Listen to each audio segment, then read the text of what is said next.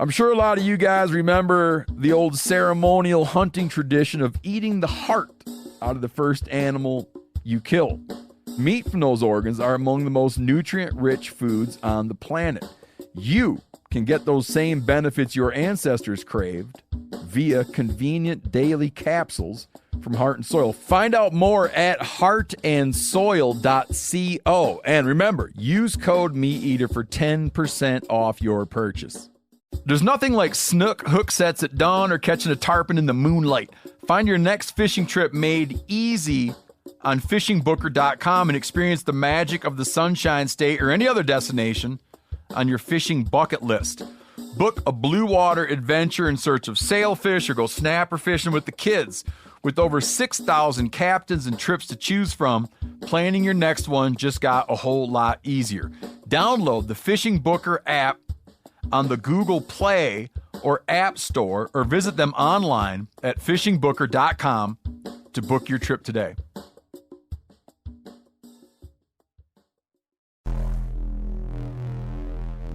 Welcome to the Wired to Hunt podcast, your home for deer hunting news, stories, and strategies. And now, your host, Mark Kenyon. Welcome to the Wired to Hunt podcast. I'm your host, Mark Kenyon, and this is episode number 83. Today in the show, we are joined by conservation icon Shane Mahoney, and we'll be discussing the history and the future of hunting in North America.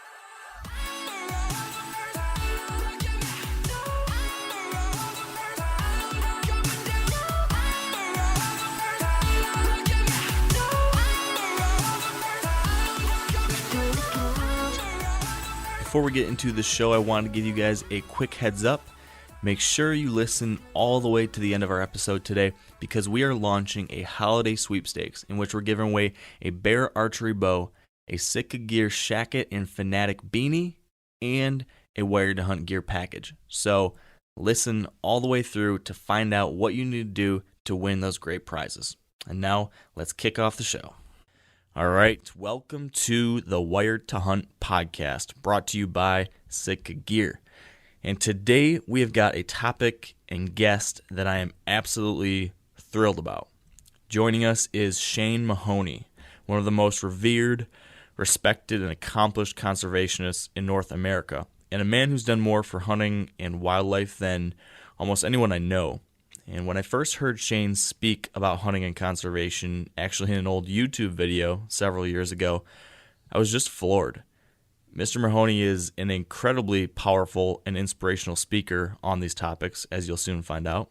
And when I got to meet him in person this past spring, I immediately knew that I had to find some way in the future to share his words and message with the Wired to Hunt listeners. And finally, today we're going to do that. And I'm really excited about it. Shane is just someone to listen to and to learn from, and I'd urge all of you to do that today, to really take what he has to say to heart. And I say this because I believe his message and the cause that he's working towards is one that all of us hunters need to be invested in. You know, if we hope to continue hunting, and if we hope to have wild animals to pursue and places to pursue them in, you know, if we want our children and grandchildren to be able to do these things, we're going to need to get off our tail ends and start taking action on a lot of these things that Shane is working towards and promoting. So this is my very long-winded way of saying that this is going to be an awesome episode, and I'm really excited that you're joining us for it. But before we get to this very important stuff, you know, we need to throw in a really short, unimportant tangent here. And my apologies, but this is my one chance to really stick it to my co-host, Dan. Saturday night, my Michigan State Spartans took on your Iowa Hawkeyes in the Big Ten championship game. And I don't know if you knew this, but we came out on top 16-13. Did I not tell you this would happen? You said you were going to stomp us. Well, in the last 9 minutes we did, I'd say. Well, yeah, you did make one hell of a drive. I'm going to tell you right now. That was one of the best football games, whether you're a State fan or an Iowa fan. That was one of the best football games, hard hitting. Like it, I did not sit down. I was in my buddy's basement, basically pacing back and forth the entire time. I was telling people to shut up so I could so I could listen to it. But that was one tough game. I mean, they were laying wood. Yeah, it was. Yeah, I 100% agree, and I can't even bash you because it was such a good game. Iowa was so tough. I mean, like you said, that was just a good old-fashioned, hard-nosed, tough football game, and Iowa really impressed me. And I mean, you guys were stout, very stout. And I'll tell you right now, I hope you guys go on and win the entire thing, because that way I can say, oh, dude, we lost to the national champions. Yeah, that would sound a lot better. Yeah, but I mean, aside from the who's your DN? Calhoun was his name, or what's his name? Yeah, Calhoun. Shalik Calhoun. Yeah, that dude is a stud, and he got 3 sacks. I think it was 2 sacks and a quarterback hurry and 3 tackles for a loss. That dude's a stud. We couldn't block him, and we dropped 3 or 4 first down passes. You guys had a ton of first half. I'm like, the only reason we're still in it is because of your guys' penalties. And they were all third down conversions that were called back for penalties. Right. Or and then we had one where we roughed the punter, and that resulted in a first. That was a 4th and 15 or 4th and 20, and we roughed the passer. Yeah. So it was just oh my God, Hawks, you're shooting yourself in the foot here. And then that last drive, man, it came down to he ran for that first down on 4th down. He got the first down, and then we pretty much held him, and all that dude did was stick his arm out. Yeah. And I was like, no. Yeah, I tell you what, I took a couple years off my life with the stress endured on that one. Yep. But that was one hell of a game, and I'm proud of the Hawkeyes. Like I say, man, I don't care if the Hawkeyes next year go 0-12, and the year after that they go 0-12. I'm always going to be a Hawkeye fan till the day I die, and, just like you're going to be a Michigan State Spartans, but it's just really fun to win. Yeah, you should be proud. It's been a heck of a year for you guys, and hopefully you can stomp Stanford in the Rose Bowl. Yep, and if I ever see Colin Cowherd, or whatever his name is, that ESPN guy, I might pee on him. Oh, jeez. I saw a Facebook post by you, but what in Cliff Notes version here, what did Colin say about you guys that got you so upset?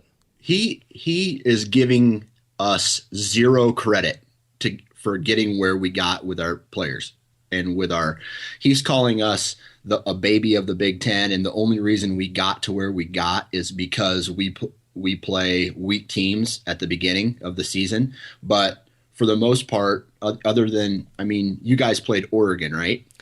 Yep. We played Oregon and Campbell and Notre Dame, I believe, right? We didn't get Notre Dame this year. We played Oregon, beat them. We beat Air Force, who was a 10-win team last year, I think, and Western Michigan was decent. Yeah. So the first, historically for the Big Ten, the first couple games of the season are against lesser ranked teams, low bottom feeder teams, and he's crapping on us about that. Yeah, that's so whatever. He's irrelevant in my life, and he always will be. And he's trash in Iowa, and the Iowa fans are pissed, and I don't know. It's all over. Yeah, well, those guys who talk into a microphone for all day, they're full of it, right? Right. They just want attention. You're right.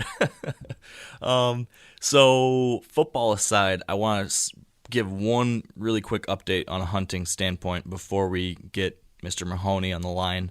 I just want to wrap up a loose end from our podcast last week, Dan, because last week we talked about how I was in Iowa hunting there for a few more days, and right. You and I had talked through this dilemma I had, how I was hunting on this little section of the property that I found where I'd actually been seeing some mature bucks, and I was able to get a little spot here where there wasn't other hunting pressure, but the challenge was it was just a field, and so I was stuck hunting these edges, and I couldn't find a good way to get at these deer. Well, a solution came around, well, at least an ending to the problem came around, Dan, and that next night after I talked to you on the podcast, I went in there with a plan, and I was going to hunt one more night in that stand, and then I was going to adjust if something didn't happen good that night. And as I go into this area, there were some ATV tracks heading into this little back corner, and I was a little worried about that. But, the past couple trips I've been there's ATV tracks everywhere, so I was hoping it wouldn't be too bad. But I got to my stand, climbed up in the stand. As I'm sitting up there, I hear what sounds like a generator. And I'm like, what in the world is this? It was really windy, though. So I'm like, am I just hearing things? Am I going nuts? And then I look back behind my shoulder, and in the back corner of this section of the property I'm hunting, just over the property border on the neighbors, there was an old abandoned trailer that had been there, since day one, since I've been hunting over here, and it always had been there, and just looked like an old abandoned, trailer. And deer had been coming out right past this building every time I hunted it. I mean, this is where some of those big bucks that I'd been after had been coming through. So I never worried about it. But as I look back over my shoulder at this abandoned trailer, I realize there's smoke coming out of a little chimney pipe in this once abandoned trailer. And long story short, there was shotgun hunters there. And so I'm kind of dismayed. I'm sitting, this is like 100 yards away from my stand. I mean, it's right there. It's right in my wheelhouse, right where these deer have been coming out. So I'm like, oh my gosh, this spot's ruined. So I pulled on my tree stand. I'm trying to figure, okay, what am I going to do? How can I adjust? It's like 3:30. It's getting dark at like 5:15 or something. So I'm like, this hunt's busted unless I do something quick. So I pulled on my stand and decided to move to the other side of this back corner, maybe like 500-600 yards away, where I'd seen some other deer come out in my past hunts. I thought I'll try to get up quick enough to hunt the last hour. So I pull everything down. I hustle my way over there, sneaking through this low spot in the field, and get over there and find a tree. It looks pretty good. I start putting up my climbing stick, start hanging my stand, and then I hear crashing behind me. And here comes another hunter. And long story short, really nice guy, but he was, had this shotgun camp, and he was planning on hunting there the next couple days, et cetera, et cetera. And he asked that, that maybe he could hunt there and I would find another spot since that's where he traditionally was going to be. And I, of course, respected that and moved on. But moral of the story is that the next couple days I tried some new spots, did some scouting late that night, glassed some fields, tried to figure out some different spots where there might be deer, but it did not go well, and I had to leave Iowa with my tag in hand. So that's the final story on Iowa. There you go. You gonna come back late season? I think I'm done. Yeah. I don't know. I guess I could come back in January, but that's really busy time for me with the conventions, ATA show, SHOT Show, all that kind of stuff. So I don't think I'm going to be able to make it. Yeah. So that was a bummer way for the trip to end. I was excited. I thought, I thought the hunting pressure would not be an issue anymore for that few days before shotgun, but didn't end up going that way. So it goes, right? Hey man, you had a pretty badass season anyway. It's not like it was a total loss, right? So yeah, I can't complain. And then you'll probably, I don't know, are you going to be able to hunt Iowa next year, or do you got to buy a point to get back into that area? Yeah, it'll take me 2 years to get back. I gotcha. And you should really think about, as far as bow hunting is concerned, you should really think, and this is my personal opinion, about trying a different zone. I know there's big bucks there, but it sounds to me like you were pretty heavy. There was a lot of places to, or a lot more people anyway. Yeah, and I don't know if that's a zone issue or just like these properties I got permission issue. So yeah. I don't know. We'll see. It's something I'll be thinking about over the coming months, that's for sure. Gotcha. Well, all that aside, though, I guess, Dan, we got our football talk out of the way. We got our hunting update out of the way. Do you think it's time to start talking about some serious hunting and conservation content here? Yeah, I tell you, and for those guys who are, just interested about strategy, about products, about how to kill a big buck, none of that happens without this next discussion. So just make sure that you pay attention and don't just skip over this podcast because it may seem boring. This is the important stuff. Yeah, I 100% agree with that. This we're not talking about 10 tactics to kill a deer in the late season or 15 ways to do better during the rut, but we are talking about probably the most important topic related to hunting and what we do. So I think with that intro, Dan, I think we should take a quick break for a word from our sponsors and then give Mr. Shane Mahoney a call.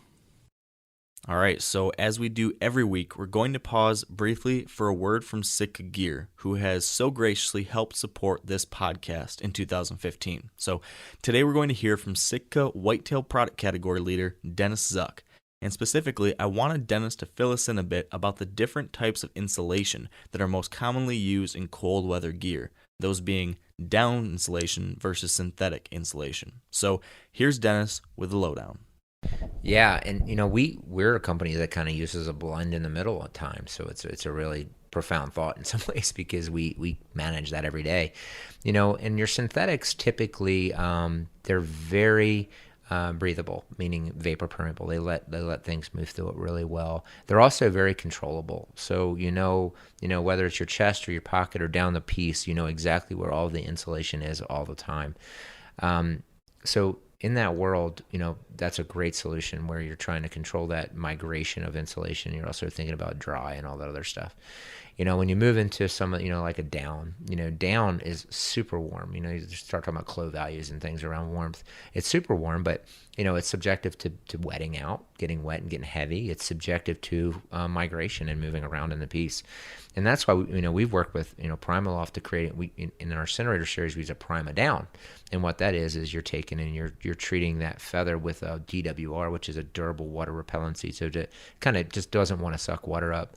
And then you're nesting it within a synthetic environment so you can kind of map it so it's right where you want it to be. So we play a little game in the middle. But I think giving some thought around the weight, giving some thought about how wet is where I'm going to be, what are my thermal goals, how cold is it going to be? I think those things are important when you make that decision. Interesting stuff there. And if you are interested in learning more about Sitka Gear's cold weather options, visit sitkagear.com. And now let's get Mr. Shane Mahoney on the phone. All right, with us now on the phone is Shane Mahoney. Welcome to the show, Shane. Well, thank you very much for having me. It's a pleasure. Yeah, I mentioned just a couple minutes ago on the show that you are someone that I've wanted to have on our podcast for a long time now, since we met actually back in, I think it was April at the National Deer Alliance convention. I just knew that your message and the things that you stand for and talk about are something that I really, really wanted our audience to hear about. And that said, while I'm familiar with who you are and Dan is, for those that aren't, could you give us just a little bit of background as to what you're doing today and how you got into this line of work? Sure. Well, I've been working on behalf of wildlife all my life. I've been fascinated with animals for as long as I can remember. I'm a hunter and a fisherman, but I'm also a research biologist. I ran major research programs for many years for the government of Newfoundland and Labrador, largely predator-prey studies of large mammals. I've done a lot of scientific work, but I've also spoken a great deal and written a great deal about hunting, its past, its present, and its future, and its role in conservation. And I work in association with most or many of the large hunter-based organizations in the United States and Canada, but I'm also do a lot of additional work on behalf of wildlife for international agencies such as the United Nations, the International Council for the Conservation of Wildlife, etc. And I have my own organization, which is called Conservation Visions, which is called that because I believe there are many views around the world that need to be brought together to secure the future of wildlife and to maintain hunting as we go forward. Yeah, your resume there is very extensive and impressive, and it's a little intimidating for someone like me who looks up to the work you've done as something to work towards. And so I guess just to kick things off, I want to thank you for everything you've done so far, and just let you know that Dan and I and everyone, we're excited and thankful that you're doing the work that you are doing, because it allows us to pursue our passions that so many of us hunters have across the world. And I guess where I wanted to go with our conversation today, Shane, is kind of in two parts here, and it's pretty simple. I want to look first at where we came from. How hunters really, in my belief, and I think a lot of people believe that hunters really sparked the modern conservation movement. So given what I've heard from you, I know you've spoken about this a lot in the past, so I'd love to hear more about that. And then from there, I want to hear about, and I want to discuss between the three of us, what is that, given that background, given that history, what does that mean for us today, and how do we carry on that mission into the future? So I'm hoping we can talk about the history and the future of hunting and conservation, in this continent, on North America, across the world, and a lot of different things that kind of fall into that. But Right. Before to start that whole conversation, I've heard you speak a couple times on a topic that I find pretty fascinating, and I think a lot of people are interested in and maybe try to speak about, but maybe don't know how to speak about that. And that is how hunting in some ways made us who we are, made us humans, almost from an evolutionary aspect. I've heard you talk about this in the past, and you've got some fascinating perspectives and insight into the history of how hunting maybe made us human. Can you share with us your thoughts on that and why that might be the case? Sure, of course. The history of human development is pretty clear. We have unraveled many of the mysteries about how we came to be as we are. And one of the things that we know very well is that when we finally became capable of killing and harvesting the protein that wild animals have, our trajectory of development set off on a very rapid pace that saw massive expansions in our brains, which ultimately led us to the kind of broad institutions and adaptations that mark us as humans, namely the capacity for developing technology, the kind of ceremonial things that we develop, such as art and religion, the abilities to live together, the abilities to think about complicated issues.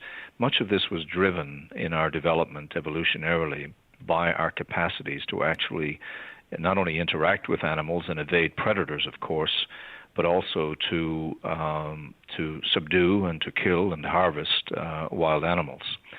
The result is that, of course, we ended up having this extraordinarily complicated relationship with animals. On the one hand, we gradually perfected our abilities to hunt them, becoming the supreme hunters that we were 50 to 10,000 years ago, before the development of agriculture, the time when we conquered Europe and various other parts of the world and spread out from Africa. And we eventually, of course, saw in the relationship that we developed between ourselves and animals this sense of awe for the wild others that shared the planet with us, and at the same time a recognition that we absolutely required them in order to sustain ourselves, to sustain our communities. One of the most compelling experiences that any human being can have, and I encourage all of your listeners to consider doing this sometime in their lives, is to visit the cave art sites of Europe, particularly in France and Spain, where there are many of them, just to see what early hunters 30,000 years ago and 40,000 years ago actually painted on the cave walls. These incredible images of animals that are done in such exquisite detail. And some of these caves were actually painted and used for these purposes for 20,000 years. And in those expressions of those animals, and some of which are being hunted, some of which are not being hunted, we can take almost every lesson that we need with respect to why did hunters launch the conservation movement in many parts of the world? Why do hunters today become so passionate about this engagement with wild creatures? And also, what are some of the values that we need to share with the rest of the public, both in the United States and Canada, but indeed around the world, if we are to see hunting survive in this modern era? The history of our species is a spectacular one, but if you reflect on it for just a short period of time, you quickly realize that the past remains with us on a daily basis. almost all the phobias human beings have are based in our long-distant past. We're afraid of big predators, we're afraid of spiders, we're afraid of snakes, we're afraid of heights, we're afraid of thunder, we're afraid of the dark. And we have very few modern phobias. You think we'd be today more afraid of things like trains, planes, and automobiles, but in fact we still carry those ancient phobias with us from our early past when we were developing our hunting skills and before. In addition to that, we love many of the things that were part of our distant hunting past. So, for example, we love barbecues where there's an open fire and meat is being roasted upon it. And you and your co-host know that if you have invite people to your home for a dinner, if you cook that in your kitchen, they don't stand around looking at your stove. But if you have a barbecue, everyone seems to have to stand around and watch this meat being cooked on this open flame. I mean, this happens all over the world. At the same time, if you go to a restaurant, you invariably pay more if the lights are dim and there's candles on the table. If you go to a steakhouse, you'll pay even more if the place is made of wood and there's rock and there's exposed pits where the meat is being cooked. People love to light their homes with candles. They like to sleep upstairs, away from predators on the ground. And we still carry with us so many signatures of our past. And one of the most important signatures is this relationship between us and other animals that takes place during the hunt, which is the time that we test our capacities, and to some extent our technologies, obviously, against the extraordinary abilities and capacities of wild animals. And through that process, we may acquire meat, of course. We may acquire hides and other benefits, as Aboriginal peoples did for ages. But we also acquire, if we are real hunters, we acquire this incredible love and respect and admiration for those wild creatures who, let's face it, in almost every respect, ability to scent, the ability to see, the ability to hear, the ability to run, the ability to jump, the ability to evade, in almost every respect they are superior to us. And that is why the successful hunt means so much to those of us who engage in this activity. And it's also why, of course, hunters helped launch the conservation movement, because we desired to be able to keep this activity going, but we also desired to keep those wild creatures with us.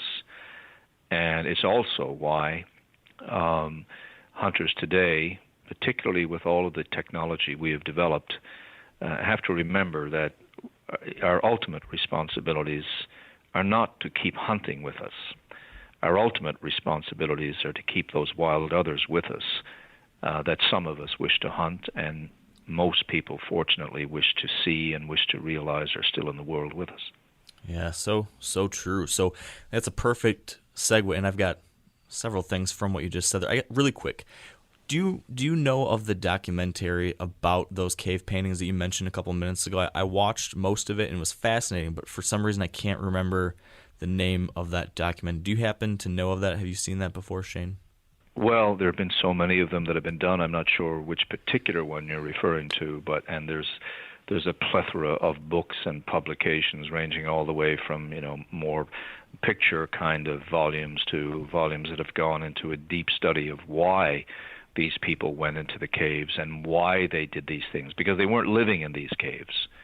These were places they went to actually practice art and probably to practice ceremonial activities. So I'm not sure which particular show you're talking about, but the information on, we call it parietal art, the cave art, is so abundant, and anybody who wishes to Google it will see some of these amazing images.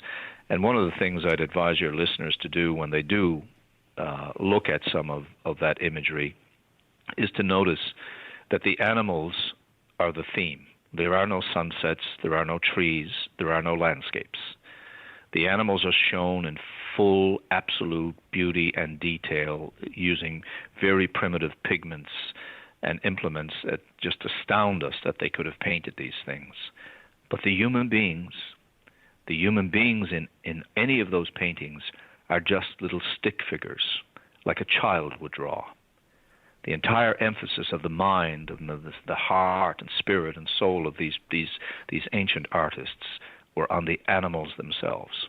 That's what they wished to depict, and they were the important ones, not us. Yeah, that's a great point. And they're beautiful depictions too. I remember seeing in that film, and I just looked it up. It's The Cave of Forgotten Dreams by Werner Herzog. Was the film I had seen, and that showed just a very interesting look at those cave paintings, like you said, which really does show that this focus and priority on the wildlife and the animals and how it impacted us as humans, that's been there for thousands and thousands of years. It's not something that just recently has come about. So interesting to see that. Absolutely. It's incredible stuff.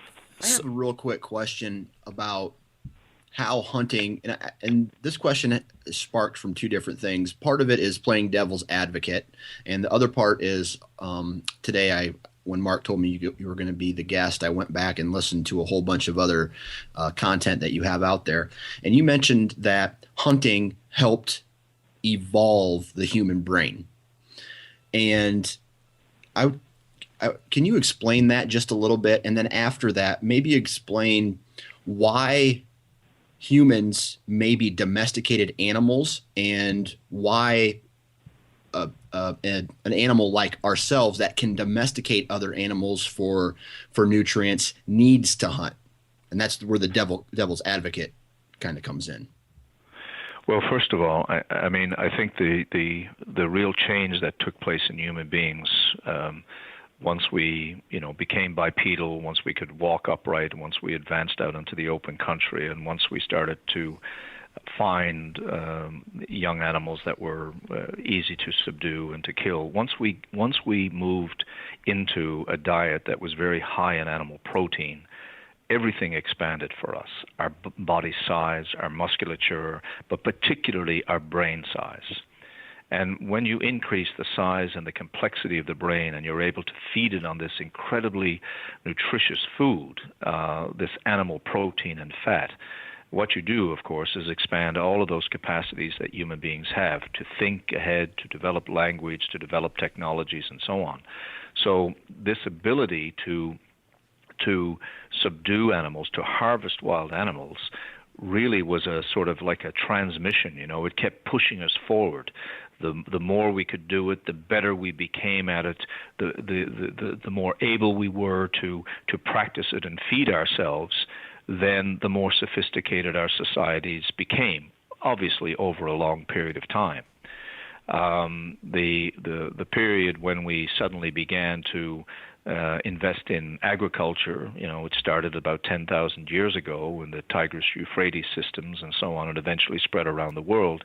This, in fact, marked a very major change in the whole ecology of human beings. And not all of it, by any means, was to our betterment. I mean, under those circumstances, we could obviously live in larger groups. We didn't rely on having to go out and hunt and gather in the same way because we were growing our food and domesticating species. But we began to live in as I said, larger groups. The issue of, internal violence and caste systems, the rise of disease, all of these things were part of the complicated world we entered when we sort of turned our backs, so to speak, on hunting as our absolute primary and only means of keeping ourselves alive. Now, obviously, this was different in different parts of the world, but nevertheless, that was the broad pattern of human history. Domesticating animals, there's absolutely no question that domesticated animals now form an enormous percentage of the diet of human beings around the world. However, it's a great mistake for people to think that there still are not hundreds of millions of people around the world who rely directly on wild protein for their survival. This is a kind of an arrogant assumption on the part of some of us who live in highly developed countries around the world where we have a great deal of wealth and so on. But if you think about all world fisheries as hunts, which they are, they are the active pursuit of living creatures that we capture and kill, then we're talking somewhere around a couple of billion people who rely directly on those hunts, commercial hunts, but they are hunts nevertheless. And if you add the bushmeat trade and the bushmeat activity of people living in many African countries, for example, and in parts of Asia, then there's hundreds of millions more of people who rely directly on the harvest of wild protein. They're not all living by any means on domestic animals. But even if they were, the raising of huge numbers of domestic animals obviously requires that we take wildlife land out of production. In addition, we all know that if we have to raise large numbers of domestic animals in tight circumstances with many of them, then we also have to protect them artificially from parasites and disease. We have to give them various drugs and things of this nature to keep them alive and to keep them healthy. And that, to some extent, of course, gets passed on to the people who consume it. We know that this is a major concern for the world. How much does our food actually cause some of the diseases that we have in this world today? So for us to, first of all, make the assumption that hunting is some sort of frivolous little activity that people don't need to engage in anymore. Well, I would remind your listeners and anybody else in society that billions of people are still relying on the pursuit of wild creatures and the killing of them and the consuming of them on this planet. And if tomorrow we were to end it, we would have a cataclysm of starvation in this world. Now, to come to the recreational hunter and the recreational angler, let's say in a developed circuit, developed is a poor word, but in wealthy nations, if we could put it that way, such as the United States and Canada, let us think about that. So we have between 40 and 50 million people in our two countries who may, in a given year, engage in recreational hunting and angling. This is no sideshow even in our cultures. 40 to 50 million people, that's a lot of people. Secondly, we are harvesting, hundreds of species if you include the varieties of fish that we harvest.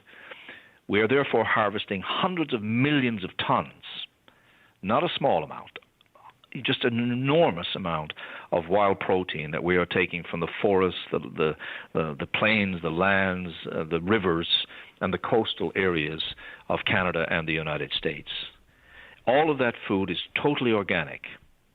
All of that food is coming from wild places that have enormous benefits to people, from water quality issues to biodiversity generally, to opportunities to recreate, to see wildlife, to keep ecosystems alive. And we harvest all of that food with absolutely no environmental impact, none.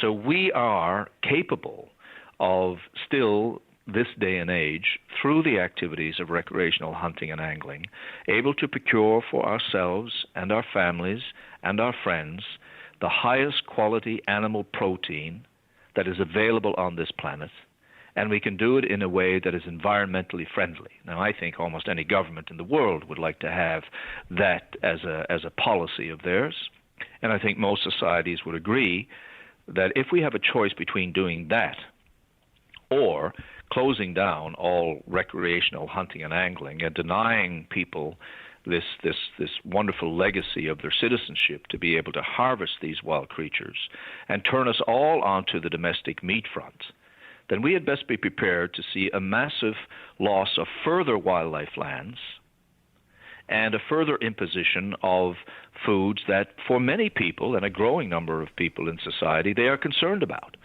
The locavore movement, the Neanderthal diet, the 100-mile diet, the organic food movement, these are real phenomena in society.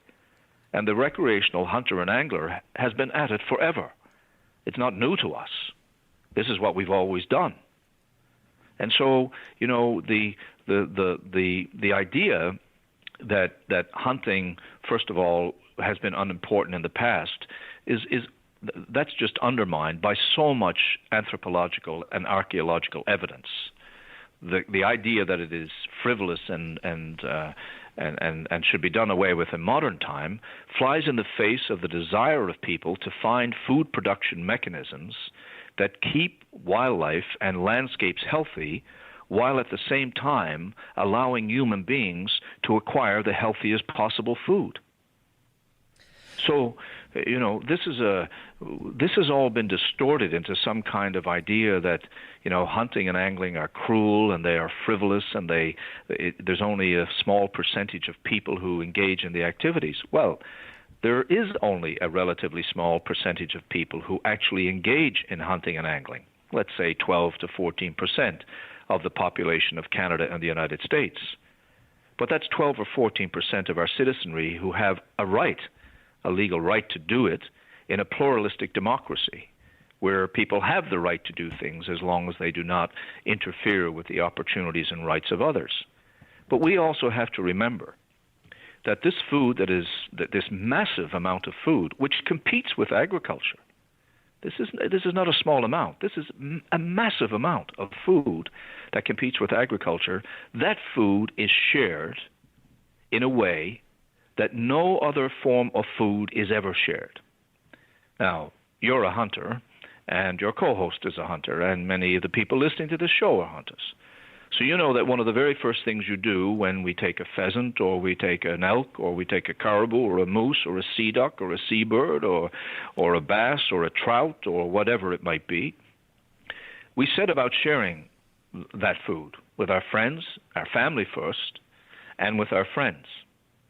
It is likely that this massive harvest of fish and wildlife that occurs in Canada and the United States is shared with maybe 1 in 10 citizens in our countries.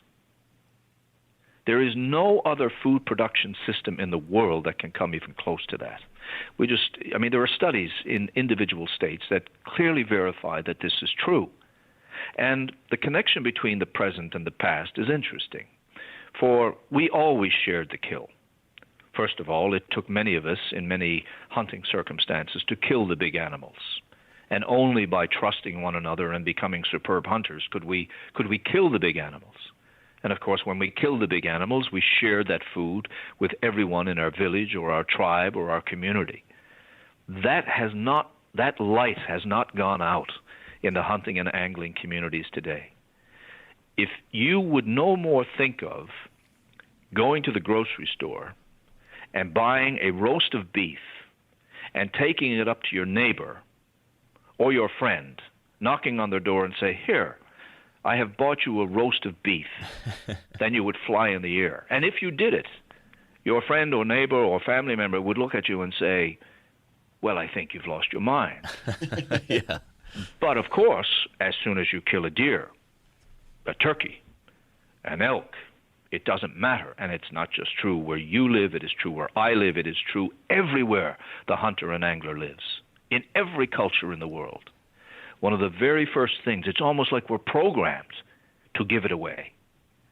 And the result of that is that we share this wild harvest with so many people. And they too are the benefits of this wild harvest. Now, in our countries, in Canada and the United States, it is possible for every single citizen to be engaged in this activity, if they learn how to hunt and they go through the courses and, are legal and so on and so forth. This is an absolutely fantastic thing because the consumption of meat worldwide is increasing, not decreasing. It is increasing. Every country that sees its standard of living rise also sees an increase in the consumption of meat. Now, we can provide that meat through domestic livestock, and undoubtedly we have to have domestic livestock. Clearly, we have so many people in the world that must be part of how we feed ourselves. Or we can have an alternative for some people, which is to take these wild animals, to harvest them, and to consume that far healthier food. We know this for a fact, lower in fats, higher in minerals, higher in vitamins, higher in protein. We can consume that ourselves and share it with others. This is a choice we have in our society.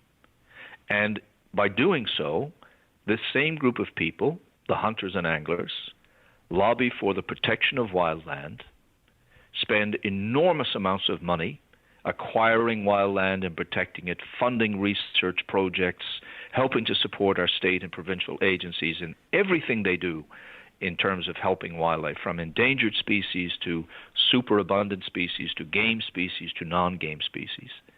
We do all of that in addition. Not alone, lots of people help with conservation, but hunters and anglers for over a century now in Canada and the United States have been at the forefront of the conservation movement. The problem is that most people don't think about these things in this holistic way. We have the capacity in Canada and the United States still to provide even more wild food to the citizens of our two countries. And if we managed wildlife properly, and if we gave the right value to our lands as we should and our waters and protected them in the way we should, we could be producing more and more wild food for our people. The entire world is concerned about food security. The entire world is concerned about the quality of the food they eat. We have one of the most brilliant solutions available. Let us keep the land and the waters productive for everyone, hunter and non-hunter alike. Let us allow the citizens who wish to go and harvest their own food, their berries, their mushrooms, their firewood, and yes, their wild protein and from fish and from birds and mammals. And then let them come back and say to their governments, please keep those places safe. Please don't destroy them. Don't destroy the wildlife is there, not just for me as a hunter, but for all the people I share my wild harvest with, and for all the people who simply wish to go and view wildlife or to recreate in those areas. We are part of a community, the hunter and angler is, of people who care about wildlife. And we are the community that manages to harvest wildlife by our skills, the same skills that we had 5,000 years ago, 10,000 years ago, 20,000 years ago, 50,000 years ago, and far, far back earlier than that. And what we have to begin to explain to people is that those animals that die, that are taken by the hunter, and the fish that are taken by the angler, those animals have lived in their wild environments as they should live for their entire existence up until the time they are killed. And hopefully they die quickly and with as little pain as possible. That's our responsibility to make sure that happens. Comparing their lives with the lives of many, not all, but with many domesticated animals, there is no comparison. I am in love with animals. I have been since I have been a small boy. I will be in love with them till the day I die. And if I have a choice in what meat I will eat, I will choose to take the animal that has lived its life in freedom and beauty and in the way it was made to live over the food that comes from one that has, by necessity, been kept in captivity, has been bred to change it to be docile and easy to handle, and that often live in circumstances that I guarantee you 99.9% of the people of the American public would certainly not allow their dog or their cat to live in. Yeah, I want to first say to all of that, amen, first and foremost. And secondly, this case you just made about the importance and the imperative of the wild harvest that we hunters and anglers produce and share, I know that you are making a case for that at a larger scale through something that, through the study I believe you're referring to as the Wild Harvest Initiative. So now that we're on this topic, can you just share with us, in relation to what you just spoke about, what is the Wild Harvest trying to do, and can you share with us an update on the status of that? I know it was announced earlier this year. Where do things stand today? Well, it is progressing. The idea behind the Wild Harvest never been done before, and the largest study of its kind ever undertaken in the world. We're very fortunate in Canada and the United States that we have a quite sophisticated conservation process where the harvest of fish and wildlife is tracked, by our regulatory agencies, by our fish and wildlife agencies. So we have the data on, the number of hunters and the number of animals that are harvested.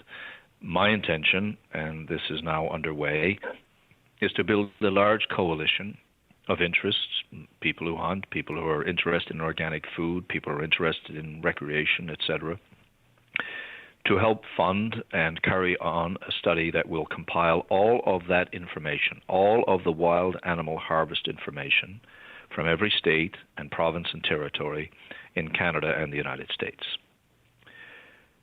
I am then going to work with people who have expertise that I do not in the economic sphere to come up with a real, defendable, practical, objective evaluation of the financial value of the money worth, if you will, of those hundreds of millions of tons of meat that are harvested by these 40 to 50 million people who are harvesting wildlife and fish each year, and relate that obviously to the marketplace to come up with realistic figures for this, which has never been done. Then to assess just how much of a contribution is all of this wild protein making to the diet of Canadians and Americans. Then to determine what I'm calling the sharing index, just how many people, beyond the people who harvest the fish and wildlife, how many people actually share in the consumption of that meat, so we can see how this ripples through our communities. And then to assess how we would replace that meat. For example, we are consuming all of this wild protein. So what would happen if tomorrow, for any reason, we stopped? What would it cost society to actually replace that amount of food through industrial agriculture, either through crop production or particularly through domestic livestock production? Now, I want to point out that this is not an attempt to say domestic livestock production needs to be done away with. We need domestic livestock production, and some of it is done quite well. But nevertheless, if we had to replace this massive amount of food, there will be inevitable ecological costs. It will cost money. It will cost land that will have to be turned over from wildlife production to domestic or agricultural production. It will have the input costs of the fertilizers, of the pesticides, of the insecticides, of the gasoline. It will have the carbon footprint that comes with any kind of activity of this kind. And, of course, it will destroy, by virtue of taking habitat, many, many wildlife species, not just the ones that we harvest. It will unravel the integrity of ecosystems if we have to take more and more and more land simply to feed ourselves. At the same time, what that will do is that will take away this great force for conservation, the political lobbying, the volunteerism, the financial support that comes from the hunting community that currently in the United States of America provides about 70%, approximately 70% of the financial resources used by state agencies for all their programs. So this Wild Harvest Initiative, my intention is to use this evidence to show the broader public, some of whom are very opposed to hunting, many of whom are trying to make up their minds about hunting, to show them that this is an incredibly valuable activity and that they don't have to engage in it, and if they don't wish to, but if they wish to have access to the wild meat, all they really need to do is make friends with some hunter or some fisherman, because undoubtedly they will share this with them. So this Wild Harvest Initiative, I'm hoping, will ultimately convince state and federal governments and provincial governments in Canada and the United States that when they look at a piece of land that someone wishes to develop, where someone wishes to put a mine, where someone wishes to put any kind of human construction that is permanently going to take that land away, they should realize that what they're doing is removing a little bit of the food security of our two countries, and that they should think very carefully about this before they do it. You will notice that when there's a debate in your state or in a province in Canada over a piece of land and whether it should be developed, people will go in and they'll see how much forestry potential it has, how much agriculture potential it has, how much mineral potential it has. All of those things will be examined. Tell me the last time you heard somebody go in and say, and you know what, the wildlife is worth this much. You'll never hear. Are you afraid of what those results might entail to how greedy some, I guess, the negative effect on some of that research where we go, you know, hey, it's worth this much, but if you take it away, the cattle industry can take this land and make this much money, more money, and all those things? There will always be a risk with creating knowledge. There is no way you can create knowledge without risk. But I believe, first of all, that the vast majority of people in Canada and the United States care about animals. They care about wildlife. They may not be bird watchers.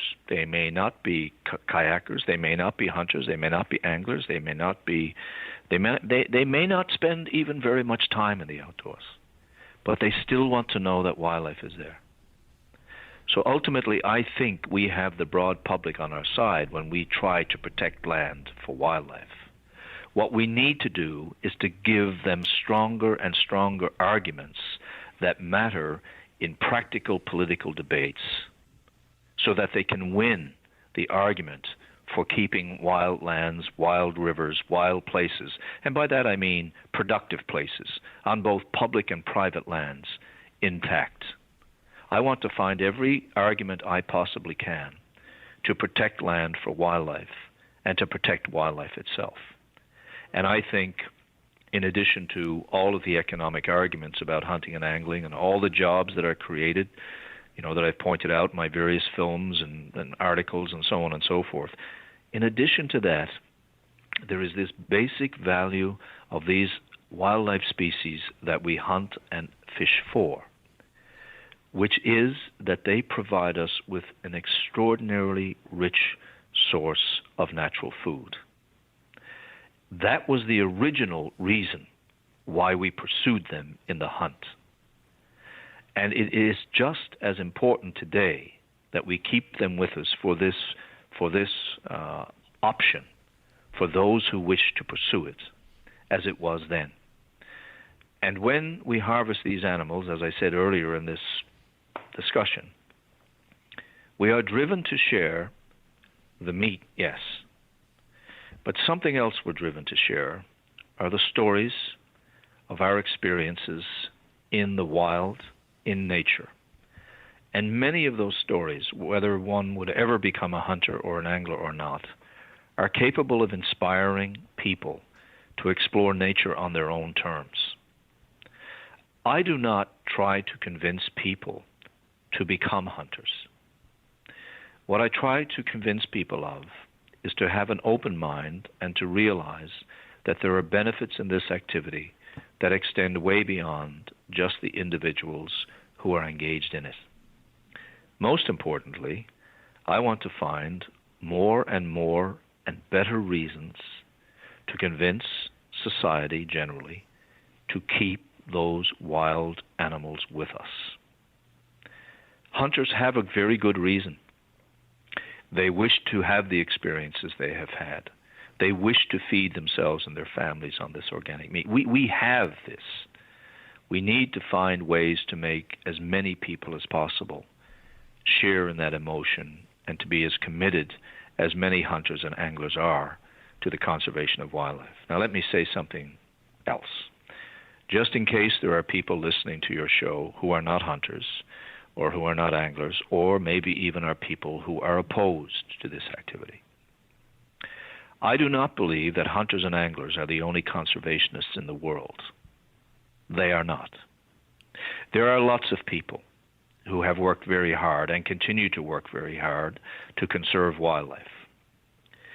In addition to the use of wildlife, there are preservationist approaches that can help. I believe in national parks. I believe in protected wildernesses in some areas, and so on and so forth. This conservation game is not ours alone. And that means, to come to one of the other items we thought we might discuss, that means that we have a responsibility to demonstrate to the wider public why what we do is relevant and why what we do is done in a way that is respectful and caring, despite what seems to be a contradiction, caring for animals, and that we will be the ones who will stand to defend them. Teddy Roosevelt said more than 100 years ago, speaking about wildlife, and he was as good a hunter as there was. And he was not afraid, by the way, to say how much he loved animals, like a lot of hunters are. He was very open about that.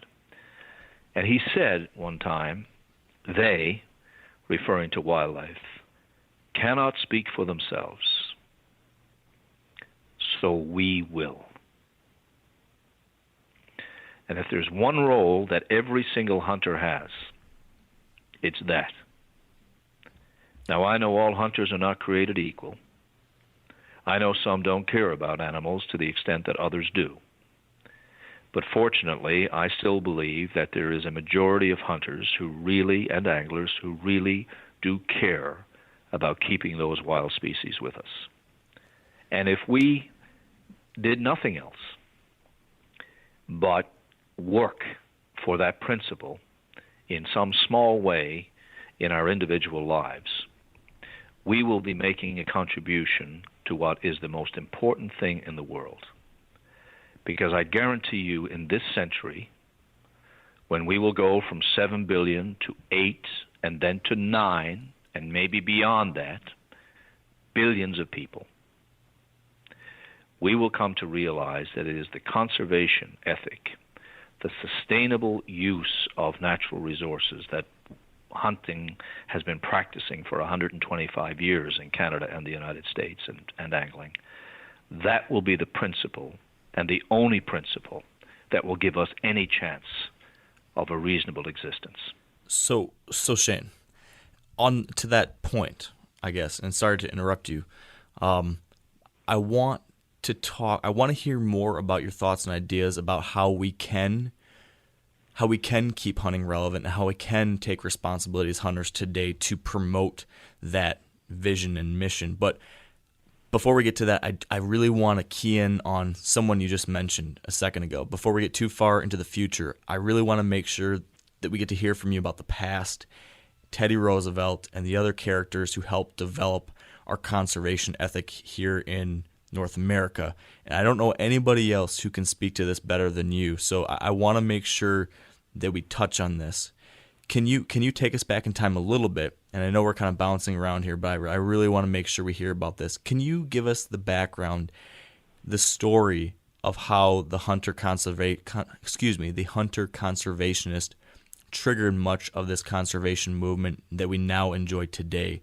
Can you walk us through that story and the major characters that have given us so much today? But before we hear from Shane on this, we do need to take a very brief break for a word from one of our sponsors of this episode of the podcast, Redneck Blinds. And this year, for the first time, I tried one of their hay bale blinds. Yes, this is the blind that looks exactly like a hay bale, and I've been really impressed with it. But I'm not the only one. My friend Sean Luchtel, host of Heartland Bowhunter TV, also has been using hay bale blind, and I recently asked him to share with us how it's changed how he hunts. Here's Sean. The redneck hay bale blinds have changed the way we hunt completely. I'm actually more apt to use them than I am a lot of times to be in a tree, just because of concealment, for one. And two, I can know the mobility of them. I can put them out pretty much anywhere in the field. Even if I don't feel like there's been a hay bale in that field before, I feel like the deer in the area have obviously seen a hay bale in their life, and they typically don't think twice about it. So they'll walk right in front of it if that blind's been there sometimes for only a day without even thinking twice, even looking at it. So concealment with me being inside of it, 2 holes in the front, it's completely blacked out. They can't see inside, so they have no idea you're in there as long as your wind is correct. And then another reason I like them is for their durability. It's changed the way our blind hunting has gone completely, because a lot of times you put out a ground blind and you have to worry about the wind or snow, rain, and all that, just tacking your blind down and ruining it, really. Whereas I can leave a bale blind out all year long, and sometimes for a couple of years without even having to change the cover on it. So these blinds are built to last, and it's changed the way our hunting has gone in the past couple of years dramatically. So I love them, and we'll continue to use them in the years to come. So, if you are interested in trying out one of these redneck hay bale blinds, we have got a special deal for you. From now through the end of 2015, you can get $200 off your purchase of the Sportsman hay bale blind. That's $200 off if you use the promo code WIRED. That's WIRED at checkout. So visit redneckblinds.com and use promo code WIRED to get $200 off. And now, let's get back to our conversation with Shane Mahoney as he shares with us some of the history of the modern conservation movement. Absolutely. The so-called discovery of America, North America, Canada, and the United States by Europeans opened up to them a world that was simply unbelievable to them. And they did truly believe that the natural resources of this Eden were inexhaustible.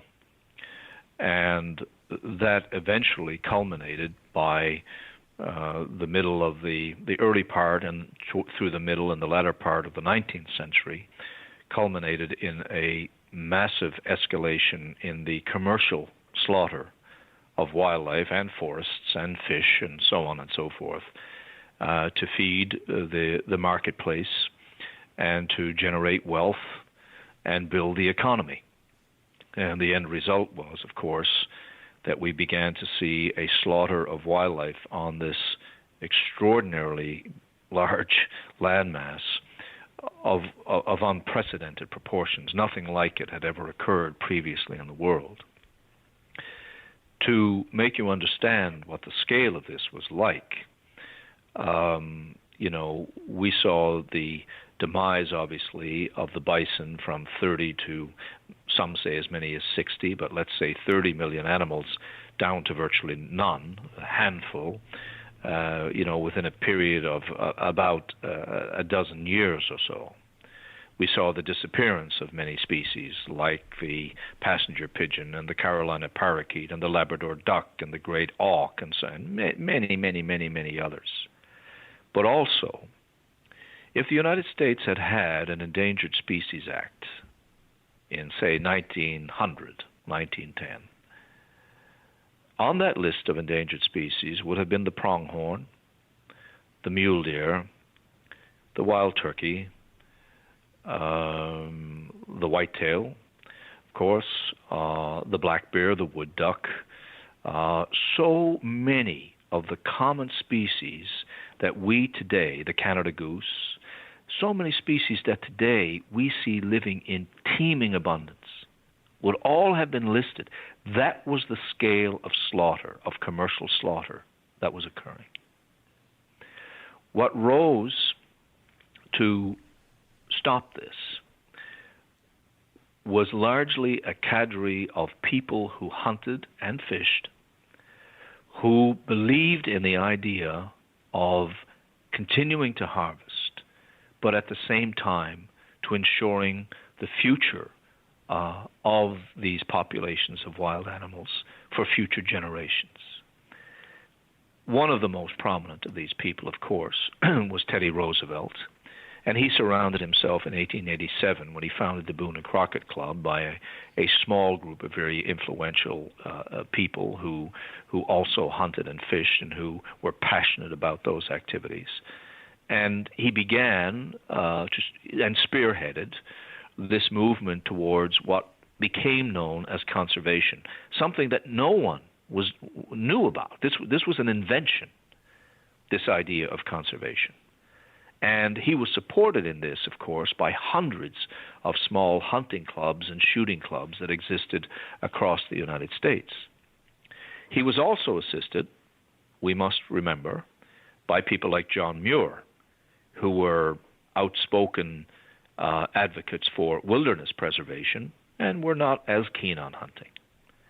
But the primary driving force at that time to do away with market hunting and the commercial exploitation of wildlife that was absolutely destroying it, denuding it, from across this continent, were this group of dedicated hunters and anglers who believed in sustainable use of wildlife and fair chase hunting, and who were opposed vehemently to the use of netting and these large stun guns and any practice that was simply taking wildlife in large numbers for commercial reasons. And they turned it into a personal pursuit for personal means, to acquire the experience, to have the animal for oneself, not for the sale to others.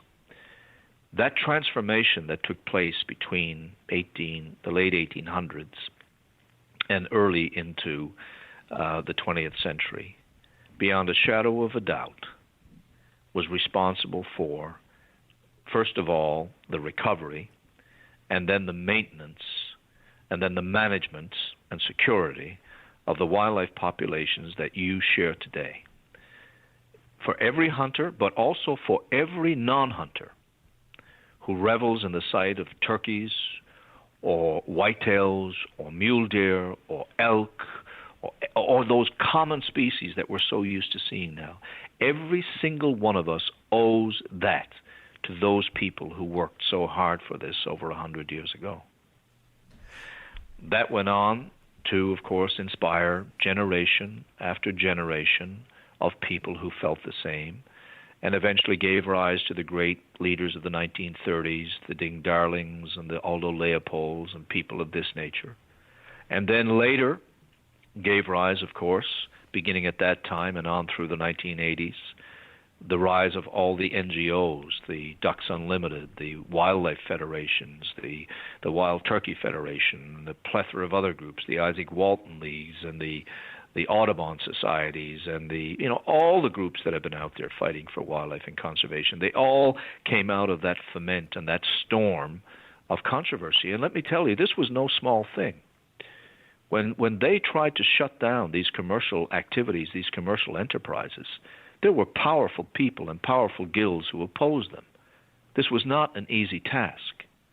And when I hear people today complain that we've got a big task to protect wildlife or to protect hunting or something, I ask them to try and make themselves familiar with this history.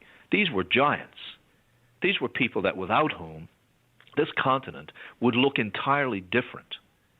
When the Boone and Crockett Club showed its first display of heads and horns, these are the mounted heads of animals that were harvested by hunters, very few people in the United States realize that the primary purpose of that collection of heads and horns, as it became known, was to show the American people wildlife species like bighorn sheep, Dall sheep, elk, and mule deer, et cetera, that most learned observers, including those in the Boone and Crockett Club, believed were on the verge of extinction.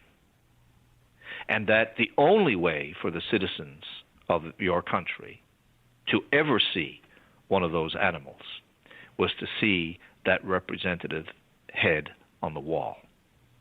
That is why they did it. That's how dire the circumstances were. Now we flash forward to today. We have turkeys in our driveways. We have whitetails in our rose gardens. We have elk in our farm fields. We have Canada geese that are almost everywhere.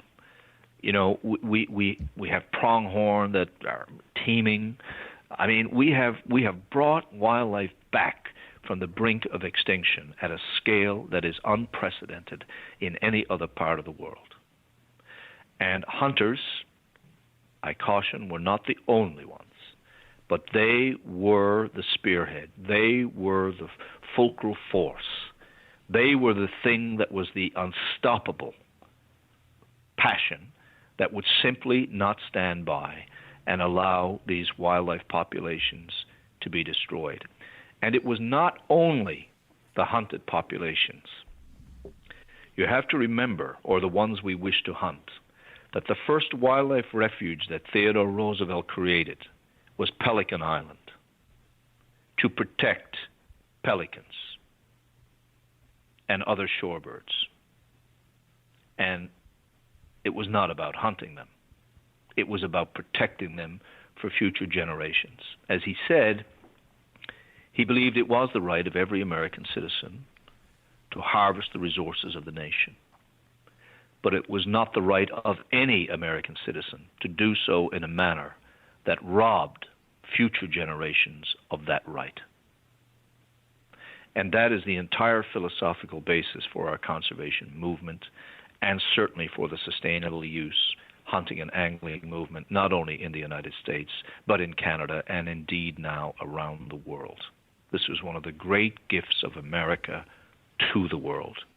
And at the same time, the first national parks, the first wilderness areas, et cetera, all part of this extraordinary experiment by the American people and the Canadians joining with them to safeguard the riches of this continent. So you ask, what do hunters today have to do? Every single hunter has a responsibility to follow in the footsteps of those leaders.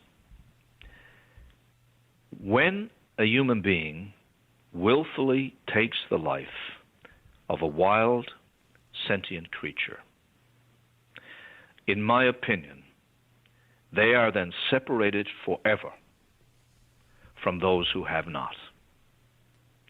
And one of the signatures of that separation is that person who has taken that life now has the responsibility to give back in a way that the person who has never done so does not. So when I hear hunters belly aching sometimes about all they do for conservation and all they do for wildlife, and they pay more than the rest of the public pays and all this kind of stuff, I say to them, grow up. Realize that that is your responsibility to do more. Because you were taught to do more by the people who founded this movement, and you have ended the life of a sentient creature that otherwise would not have died at that moment and at that time. We have to convince the broad public going forward, because hunting worldwide is under great threat. The largest threat that I have ever seen in my career, in my lifetime. And that is true for many people who are very experienced in this business around the world. We have to convince the broad publics of this world that our ultimate objective is to ensure the conservation of wildlife going forward. If we give the impression that the only thing we are interested in preserving is our right to hunt, I will tell you that we will be shut down, bit by bit, piece by piece. But more than that, it is my personal opinion that if our only interest is in keeping our opportunity to hunt, something I believe in, obviously, but if that is the only thing, and we are not working on behalf of those wild others, then we have failed the giants who came before us, we have failed the people who made our hunting possible, and we have failed those creatures that made it all possible. We will either convince the public that we care about them, that we are working on their behalf, or they will see us as simply selfish and indulgent. And all that happens is that an animal, a beautiful, wild thing, dies to allow us to have that indulgence. And I'll ask every hunter listening to this show, and I'll ask both of you, do you think modern society is going to accept that? And to answer you, the answer is I don't think so. But with that being the case, Shane, I think a lot of hunters, and when I think about this issue, I believe that there's probably a number of hunters who maybe don't even think about this, and we need to change that, obviously. But then there's a second portion of the hunting population who does think about this, and who sees the importance of taking these types of steps to both communicate to the broader public our value and our desires and goals, but then also to take action and to follow in the footsteps of our forefathers. But I think a lot of these things are easier said or easier thought about while sitting on our couch than they're actually done. And a lot of people I talk to, and even myself, when I sit here and I think about my responsibility as a hunter conservationist. What can I do? A lot of times it's, I can talk about it. I can give $35 to this organization. I can, sign this quick petition, but it becomes harder to, how does an individual hunter, how does an individual person out there take tangible action to move this mission forward? Can you share with us, Shane, some tangible things that our listeners can do today to move forward and to do our forefathers right and keep this hunting tradition and our wildlife populations and landscapes productive, as you say? Well, first of all, I think all those things that you list, I think talking about it, I think supporting conservation organizations that are doing good things, whether they are hunting-based conservation organizations or non-hunting-based conservation organizations, helping them to do their work. I think this is very important. I think it is important that individuals who hunt find ways of communicating to a slightly wider audience than just their friends in their home or in their workplace. That they find other ways of communicating this. We can all, especially in today's world of social media, we can all share thoughtful feelings about hunting. We can all write a small letter to our local newspaper. We can all help volunteer at many kinds of conservation activities, small, cleanup of trash, cleanup of small streams in our neighborhood, helping to green areas in our cities or our towns. There's a million kinds of those activities that any one of us as a hunter can undertake, because what we want to demonstrate is that we care and that conservation matters to us. Yes, hunting matters to us. Of course it does. We know what hunting has given us. But what we need to make sure we demonstrate is that we care about the conservation of nature. Not everybody is going to be a Teddy Roosevelt. But Teddy Roosevelt didn't accomplish this on his own.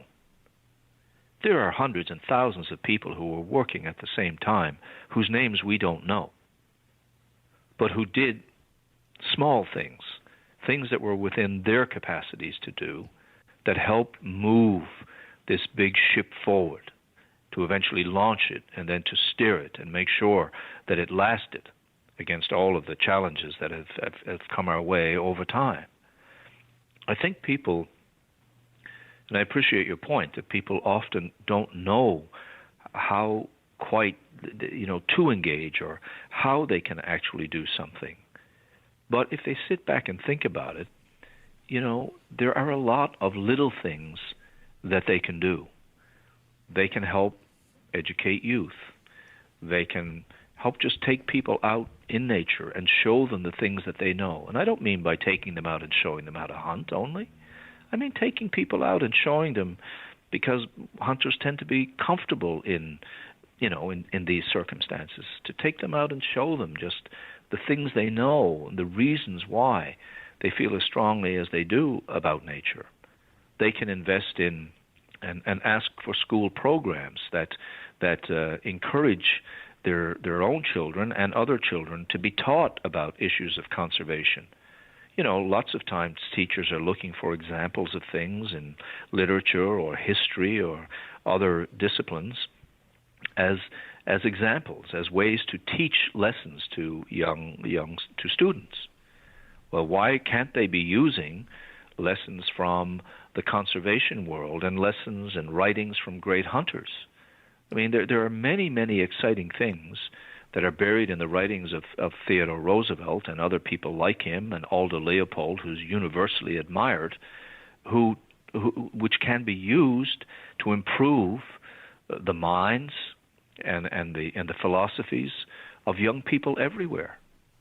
It doesn't have to be that the hunter or the angler is restricted to only being able to share their knowledge with individuals who wish to become hunters and anglers. There's so many things that they can do. One of my recent articles for Sports Afield, I posed the question, who is the true conservationist? Is it the man who buys a hunting rifle and pays an excise tax on that rifle that was passed in 1937 and which goes to help fund programs in his state agency? Or is it the man and who knows nothing of this tax, or may not know anything of this tax? Or is it the man who lives in the heart of an urban center, but every year helps clean up a small stream, an activity that's organized by his local community? You know, each are doing something. One is trying to decide to do something small and active, namely to go out and clean up that stream. So I see hunters who are people who know something of natural history. They know something of the plants and the birds and the wildlife that are in areas. Many, many people today don't know anything about this. Sharing the meat, probably one of the most natural and most powerful things that hunters can do to show people the value and the benefit of this incredibly important, ages-old, future-shaping activity that we call hunting. People get hung up on thinking, oh, I have to do something really big. No, they don't have to do something really big. They have to show that they care, and there are many, many, many different ways of showing that. Now, we also need to realize that not everything that is displayed by the hunting world is helping our cause. We have many activities and many photos and images and writings and many things that are not necessarily helping us in this regard at all.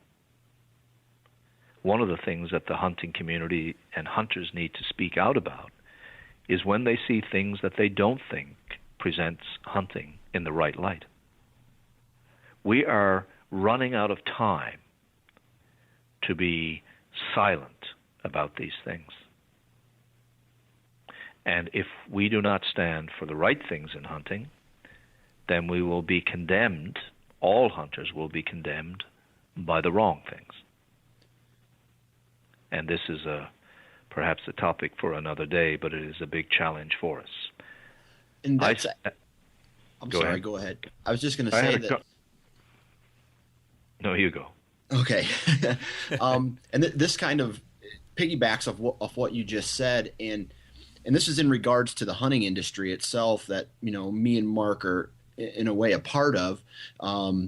It's a $1 billion industry, and a portion of that money goes to, I guess, quote unquote, hunting celebrities. And I feel that a majority of the hunting industry and the media content that's put out there is focused on score or antler size or the giant mature animal that it was taken at the prime of its life and it scored a certain way. Is that something that you feel is hurting? Well, I think elements of that are, yes. If you go back and you read the hunting literature, for example, let's just stick to the writing for the moment. The hunting literature of, late 1800s up till the middle of the 20th century, and some even beyond that, you will see a pattern where two things are emphasized in most of that writing. One is the experience. The author writes about the landscape, the sense of freedom, the challenges, the ruggedness of the terrain, the storms that blew in, the unexpected problems with horses or with whatever might have been the case, and the sense of exhilaration that they felt by simply being in pursuit and being in those places. The second thing that is emphasized in those early writings are the animals themselves, the hunted. They marvel at their beauty. They marvel at their capacities to evade, their capacities to power through thick timber, their capacities to climb mountains, their capacities to run, to swim, to, all of those kinds of things, to exist in those harsh conditions year-round without shelter, etc. You shift to modernity, and no one can deny this, and the emphasis has shifted. The emphasis has shifted onto the hunter, extolling the hunter. We are the hero now. We are the focus of the story. We are desperate to tell ourselves or expose ourselves as the focus of the story. And the second thing that's emphasized is the kill. That 1 second, if the shot is right, in an odyssey of experience, the 1 second where that incredible creature dies, and which the point at which so many of us have this conflicted feeling, that's what's exposed and focused upon. So we've gone from focusing on the experience and on the hunted, honoring them, to honoring the hunter with all his modern accoutrements and technologies, and the kill. Now that is a broad thematic problem in much of the writing, in much of the television, much of the film that is out there. Now I know, having been in that world and done much of that there is a huge percentage of hunters out there who are dissatisfied with this. And that's why they don't watch those shows or read those articles. There are people who love it, and that's what they want, and that's what the industry delivers. But I will predict, indeed I tell you, that there is already a change blowing. Mm-hmm.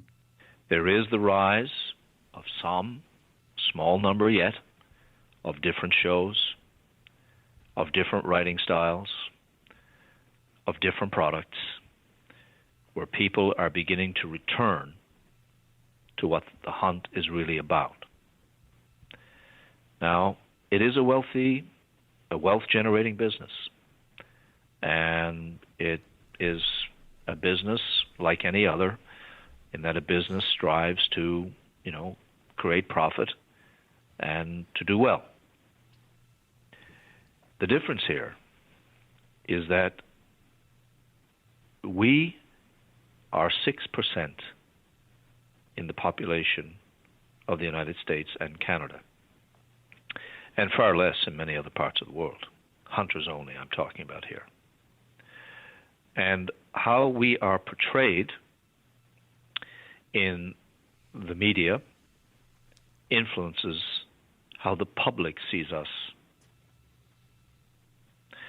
And we should ask ourselves, do we think the public would be more likely to support an activity that talks about the experience in nature and marvels at the wild creature, or one that talks about the hunter and the death of that wild creature, even though death takes place in both circumstances? Which of those do we really think most people in the public will be willing to support?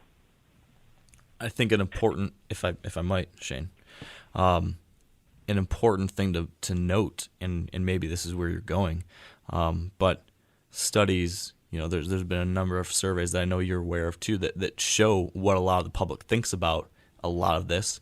Like you mentioned earlier in the show, the fact that the majority of non-hunters today do support are okay in general with the idea of hunting when it's for reasons such as food, but when it comes to the reasons of hunting for quote-unquote trophy hunting, that is markedly different. That is, the majority are not okay with that.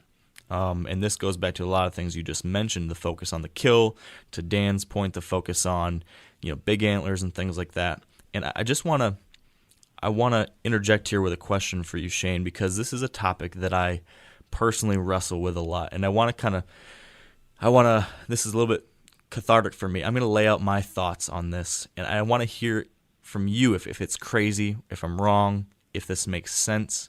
When it comes to this idea of trophy hunting, I have this belief when I sit and I think about, as a hunter, what am I doing? Why am I doing it?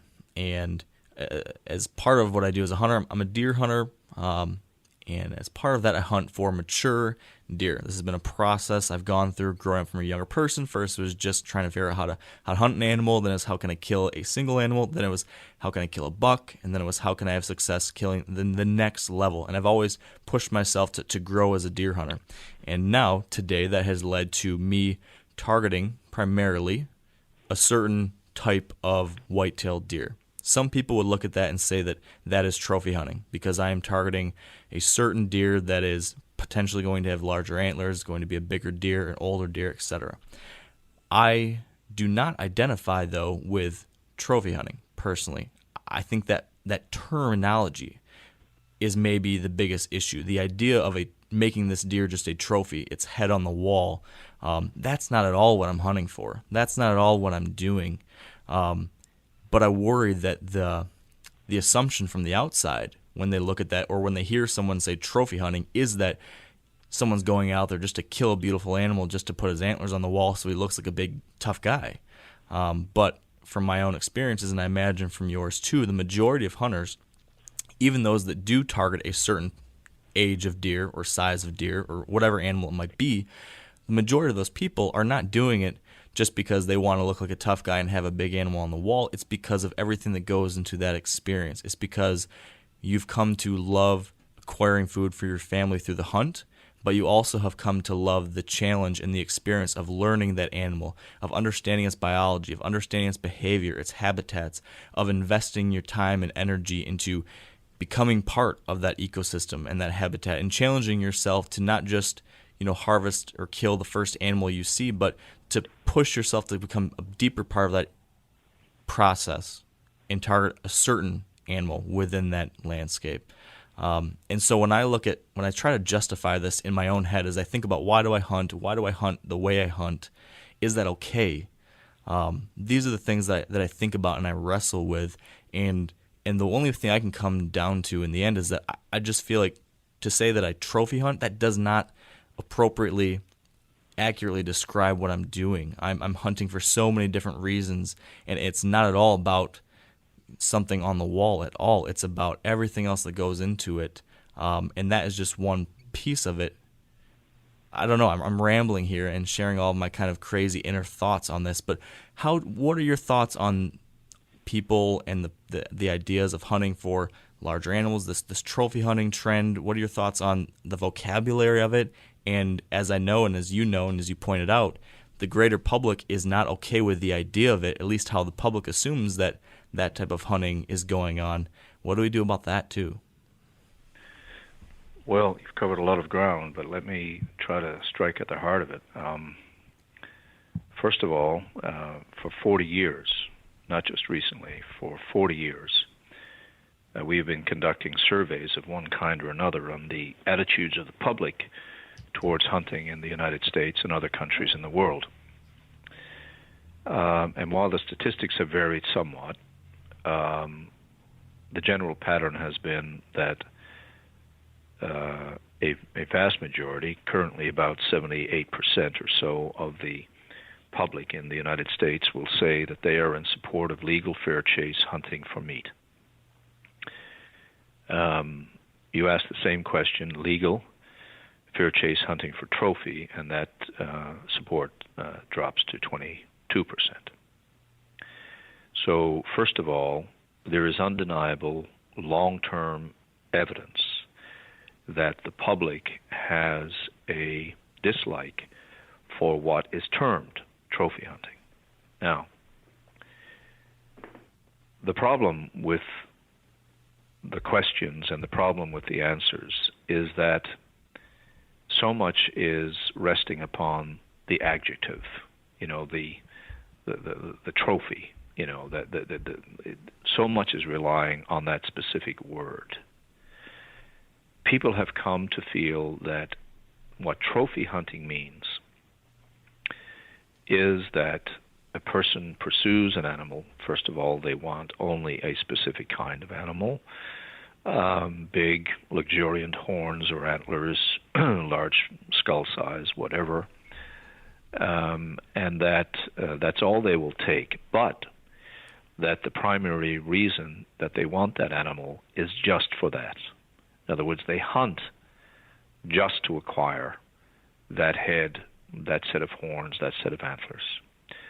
And there are all kinds of sort of subliminal or subconscious or add-ons to that sort of implies that the meat is unimportant, sort of implies that the experience is unimportant, sort of implies that the individual pursuing that is somehow, less sensitive to the whole issue of hunting generally than the person who is not, in quotation marks, a trophy hunter. As I've tried to explain in articles and various other forums, most people who pursue a specific quality of animal, whether that is in Africa or whether that is in North America, they pursue the animal for a multiple of reasons. They hunt for the same array of dimensions as anyone else: the experience, the hardship, the challenge, the joy of being in nature, the slowdown of time, the sudden loss of problems, the kind of emotional emancipation that comes from hunting. They, in the vast majority of cases, they either directly use all the meat themselves or someone else does, but they also, of course, often take the pelt or the cape or the head, in addition, which is not always the case with meat hunters. We may not always take out the antlers, etc. They therefore are operating very often as a selective hunter or as a more selective hunter, because all hunters are selective to some extent because they can only shoot certain, ages and classes and sexes and so on, depending on their permit or their license. But many people who would be described as trophy hunters are simply taking that to another level, and they are not pursuing the animals just to have something on their wall. Secondly, if I travel to rural Newfoundland, where I'm from, and I go to a small community and a fisherman is out, tinkering with the engine of his boat, and I walk out on that wharf. And on my way out to the wharf, I pass what we call here his store, which means his shed, where he keeps his nets and his twine and so on. And I look up on the side of that shed, and there's a moose skull. No spectacular set of antlers, but whatever the size of the antlers, and it's hanging on that wall by a big 8-inch nail driven through that whitened skull on the side of that shed. And I go down and I start talking to this man, and then all of a sudden I point to it and I say, "Well, where'd you get that one?" and he'll immediately start to tell me his story about how he and his brother, who may now be dead, or he and his son, who's now moved away, that was the last hunt they had, or a hunt they had, and he will tell me about all the little things that happened during that particular hunt. And all the while, he's looking at this thing on his shed that's been whitened by sea salt and wind and ice. Now, he hasn't got a cape and glass eyes, and it's not mounted in some expensive home somewhere, because he can't at all relate to that. But what he can relate to is the fact that he wanted a memento. He wanted something to remind him of that hunt. And more importantly, I think he wanted something so that when he told that story, as he's telling it to me, I would know that I should believe him, because the proof was there. So I think trophy hunting is terribly misunderstood. I am not going to tell you that there aren't people who only want to have the head and who only want to aggrandize themselves. There are some hunters like that, of course. I think they're probably a minority. But I think the vast majority of people who only want to take a mature bull or decide they're only going to take a better animal in the sense of larger antlers or larger body size or something of that nature than they took previously, I think they're just limiting themselves and probing deeper and deeper into the experience of hunting and prolonging, if you will, the chase, which of course is ultimately what drives us in that experience. It is not the kill. It is the chase. Let me tell you, when Native Americans were finally defeated after the longest war in American history with their flint arrows against Gatling guns, it took 30 years, largest war in their nation's history. When they were finally defeated and broken and forced to live near the forts and on the precursors to the reservations, the Department of Indian Affairs, or whatever the office was called over various periods of time, gave them, of course, allocations of cows, beef cattle.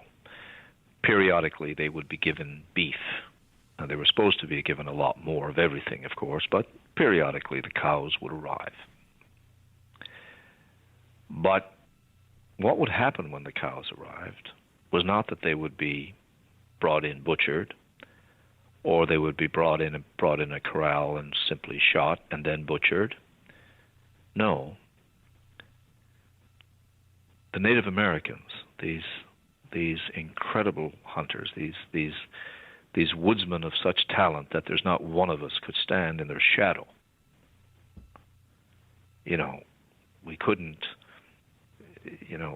we'd be like infants next to them, even the best of the hunters out there. They would mount their ponies or any horse that the cavalry at the fort would give them, and they would chase those cows, and they would kill them. Historic fact. It's that experience in its totality that is being sought. But of course, the trophy hunter brings back something special. But all of us bring back a memento. Photographs, maybe a piece of hair, maybe a piece of antler, maybe a jawbone, maybe the skull. In my study, I have the whitened skull of a tiny little white-tailed buck that I harvested in British Columbia a number of years ago. It's a beautiful thing, beautifully whitened for me, clean, tiny little spike, 5 inches maybe. And that is my trophy. That is my remembrance That is my memento. That is what I can point to if you come into my study and I want to tell you about the experience I had in British Columbia. So unfortunately for trophy hunting, the word is filled, it's pregnant with all of this. I have for many, many, many years argued and advised the hunting movement and all the big hunting organizations, I've spoken to most of them, to eliminate all adjectives. No trophy hunting. No meat hunting. No sport hunting, which, by the way, is similar to trophy. If you ask people in the public about sport hunting, support drops by 50%. We should do away with all adjectives. We should simply call it what it is, hunting. Because it's the totality of the experience that matters. And what is happening is that there is a worldwide movement coalescing against trophy hunting. It is the most intense antagonism towards hunting the world has ever seen. I know, I'm in this business. This is what I do. And much of it is based on those kinds of misunderstandings that you have just alluded to in opening up about your personal approach to hunting and so on and so forth. So unfortunately, we have now embedded these terms. The reason we have the term sport hunting is because European writers convinced us here in America that we should adopt fair chase, that we should be sporting in our hunting, never taking advantage of the animal in an unfair way. And that's where the term sport hunting came from. Instead of being now something that edifies the hunter for doing it the right way, it's now something that causes a lot of people to oppose hunting. Trophy is exactly the same way, only more extreme. And now that we have the terms, we are left to deal with them. And the only way that I see to deal with them, seeing people are not prepared to drop them, which they should, is that we have to explain what a trophy means. And there were larger bucks in the area where I hunted this whitetail. But that moment came, and I took the life of that animal. I have been in circumstances where I have had the crosshairs on great moose and black bear and other beasts that for some reason I did not squeeze the trigger. I cannot really tell you why, except for some reason I didn't want to. That little buck, I was very happy to have him. And that is my trophy, just like the fisherman in Newfoundland has his, fractured and broken, whitened skull nailed with a rusty 8-inch spike to his shed at the head of a wharf. But we don't have all this time, do we, to explain to every single person who's answering a question in a survey, to explain this to them. And instead of that, they look at our magazines and they look at a lot of our shows and they see all of those misconceptions reinforced. And I believe that the hunting community needs to take all this very seriously and to start turning this around. Any young boy or girl who goes on their first hunt or their first fishing trip or their first mushroom gathering trip or their first berry picking trip, they want to come back and show the people they care for and who care for them what they've accomplished. Isn't that true? See how many berries I've picked. See See the fish I caught. See the, this is where it comes from. Here's the proof of what I could do. Because anybody who could harvest wild food throughout human evolution and history was always admired. All of these modern athletes that we now pay these enormous salaries to, and people say, oh, we're paying them too much. I say to them, we will pay professional athletes as much money as the economy can bear. And if they're making $20 million now as an absolute top hockey player or baseball player, whatever it may be, 30 years from now, if the world economy continues to grow, we'll be paying them $40 million. And the reason is that those individuals, gifted with strength, speed, hand-eye coordination, superior vision, superior reflex, all of those kinds of things, were the same individuals who became the extraordinary hunters of the past. And those extraordinary physical talents were in fact honed and shaped in the hunting experience. We wouldn't have needed all of that had we stayed as leaf eaters. But we had to have it once we embarked on this hunting odyssey. So you think of the quarterback. He steps back with that ball. He looks across what? A grassy field. He looks upon a grassy field, and in his hand there is a projectile, a spear, a rock.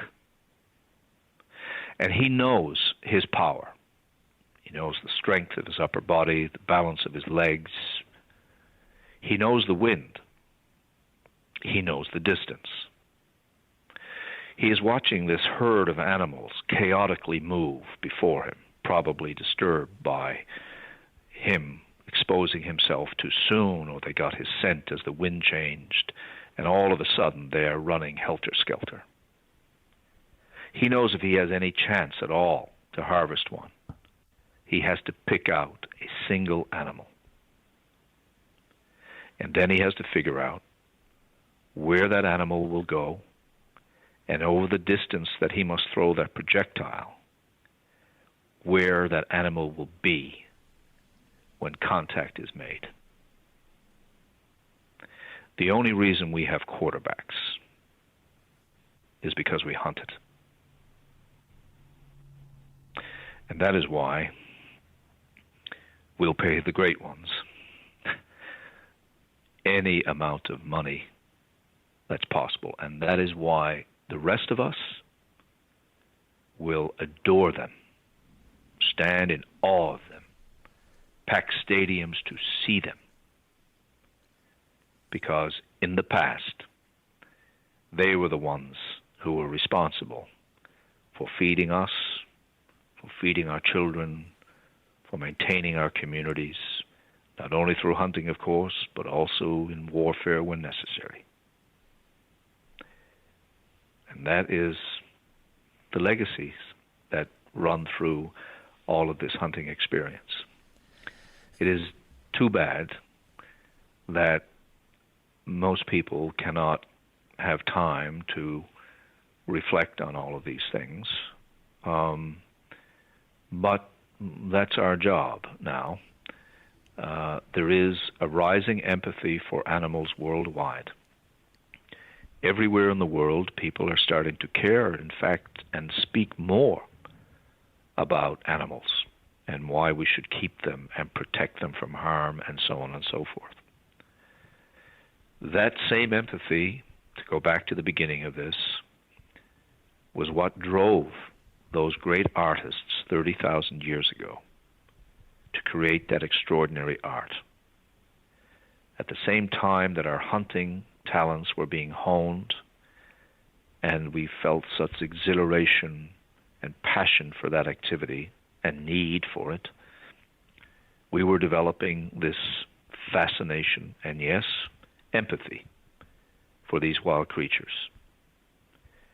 In the modern world, we hunt less, fewer of us do, We're moving further and further away from that part of our past existence.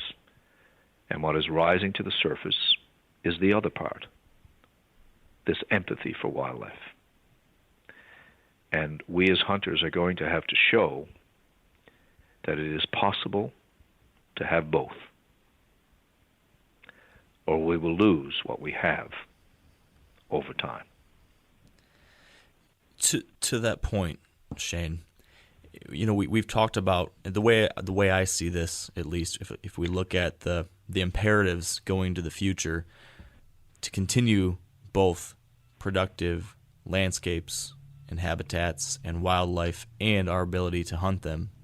Number one, we need to, as hunters and conservationists, do what we can to protect those animals and places. And we talked a little bit earlier about how we can do that.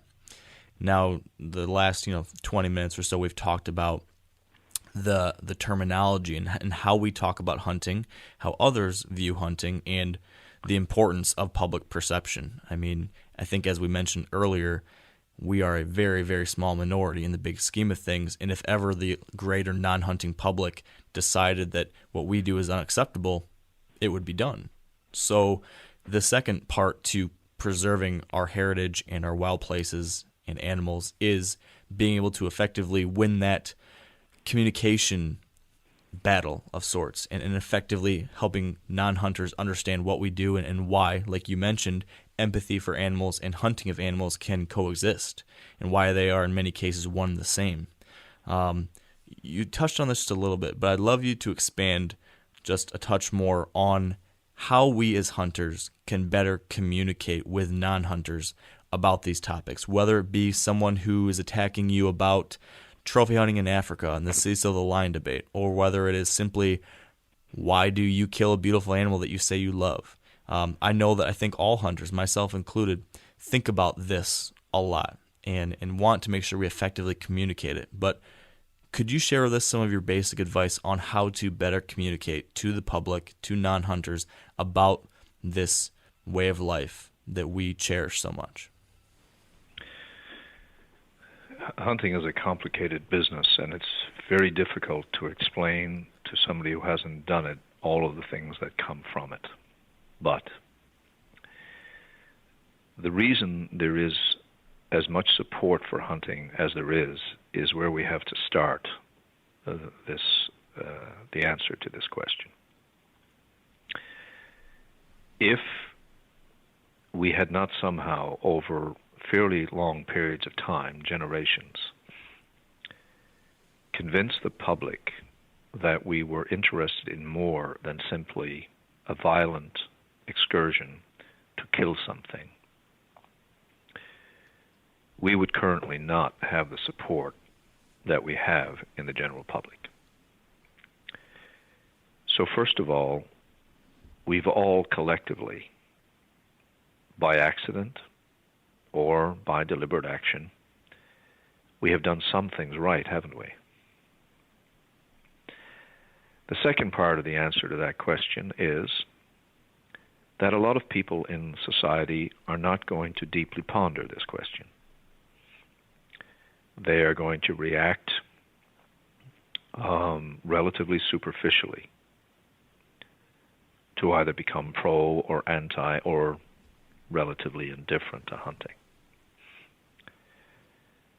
We see a rising challenge to hunting. There is no doubt about that. And we also know that that has been happening over the last few decades. And some people say that what we need to do is to mount a very strong sort of public relations campaign that show the best of what we do. And I have been asked by some organizations to help fashion that. And my response to that is, that we already have a public relations campaign. It's 525 television shows. It's hundreds of magazines. It's thousands of websites. It's gazillions of advertisements. and on and on and on. That collectively cost what?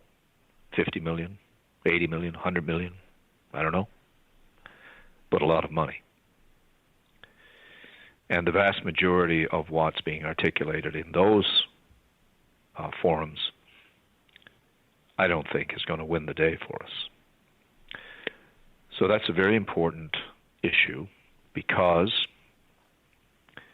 thoughtful hunters and those concerned about the future, concerned about their children's opportunities, concerned about what the loss of hunting might mean for the conservation of wildlife in Africa or here or anywhere else,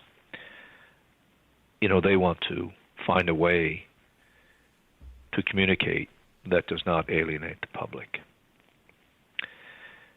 The first thing I would say is that a conversation has to begin with the idea of what is natural. Most people will, when they ask a question, why do you do it, or how can you do it? We all know that the vast majority of people in the United States, Canada, indeed around the world, will, when they have the opportunity, and in many cases mostly do, eat meat. And that meat has to have come through any number of processes, but all of them end in animal death. So the first thing, I think, in explaining why we hunt is to explain that we're all sharing in animal death. Whether we release the arrow, pull the trigger, set the hook, or simply go to the grocery store and buy the beast dismembered and packaged. I think that's a really important point to make. Most people will say, yes, I do eat meat, but, I can't see how you can kill an animal, because somehow that means I haven't really done it. I've just eaten it. My response to that is, you're right. You haven't killed the animal. You have just eaten it. But I have decided to take the responsibility for that. I know an animal dies if I have ordered a steak in a steakhouse, or shrimp in a restaurant, or codfish in a fish shop. I know an animal that lived, breathed, reproduced, cared for its young, had intelligence, died for me to acquire it.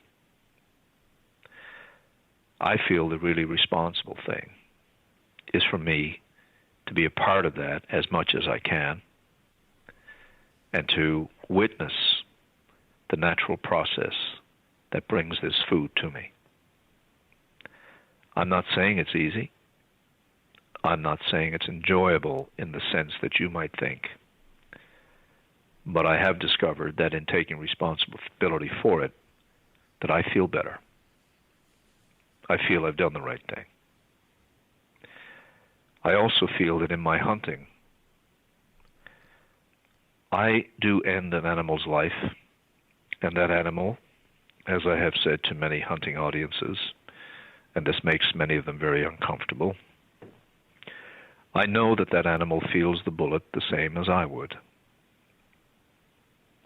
So I try to be very careful about how that animal dies. But when he does or she does die, I bring to an end a life that was full. A life that was free and wild and lived to the fullest extent possible.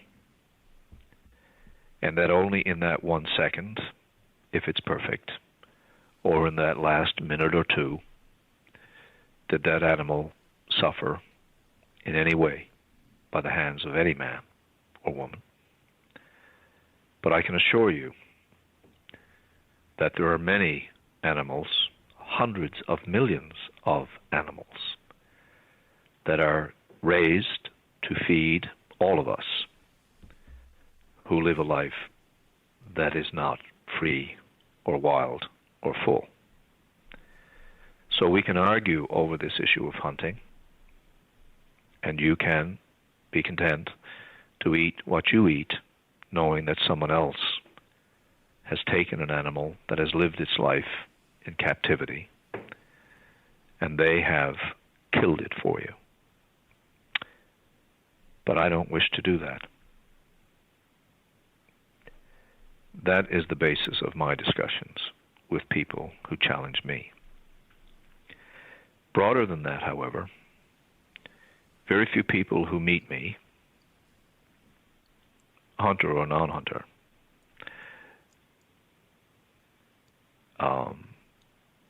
fails to believe that I love animals. I've spoken before audiences that are anti-hunting, those that are pro-hunting, those that are indifferent to hunting, university audiences, professional audiences, academic audiences, NGO audiences, public audiences, school children. And I seem to be able to convince people that I love animals. And I think every hunter needs to be able to explain that they really do care. Now, if you don't care, then you can't do that. And if you don't care, I can't help you. Yeah. I think that what you just shared with us right there is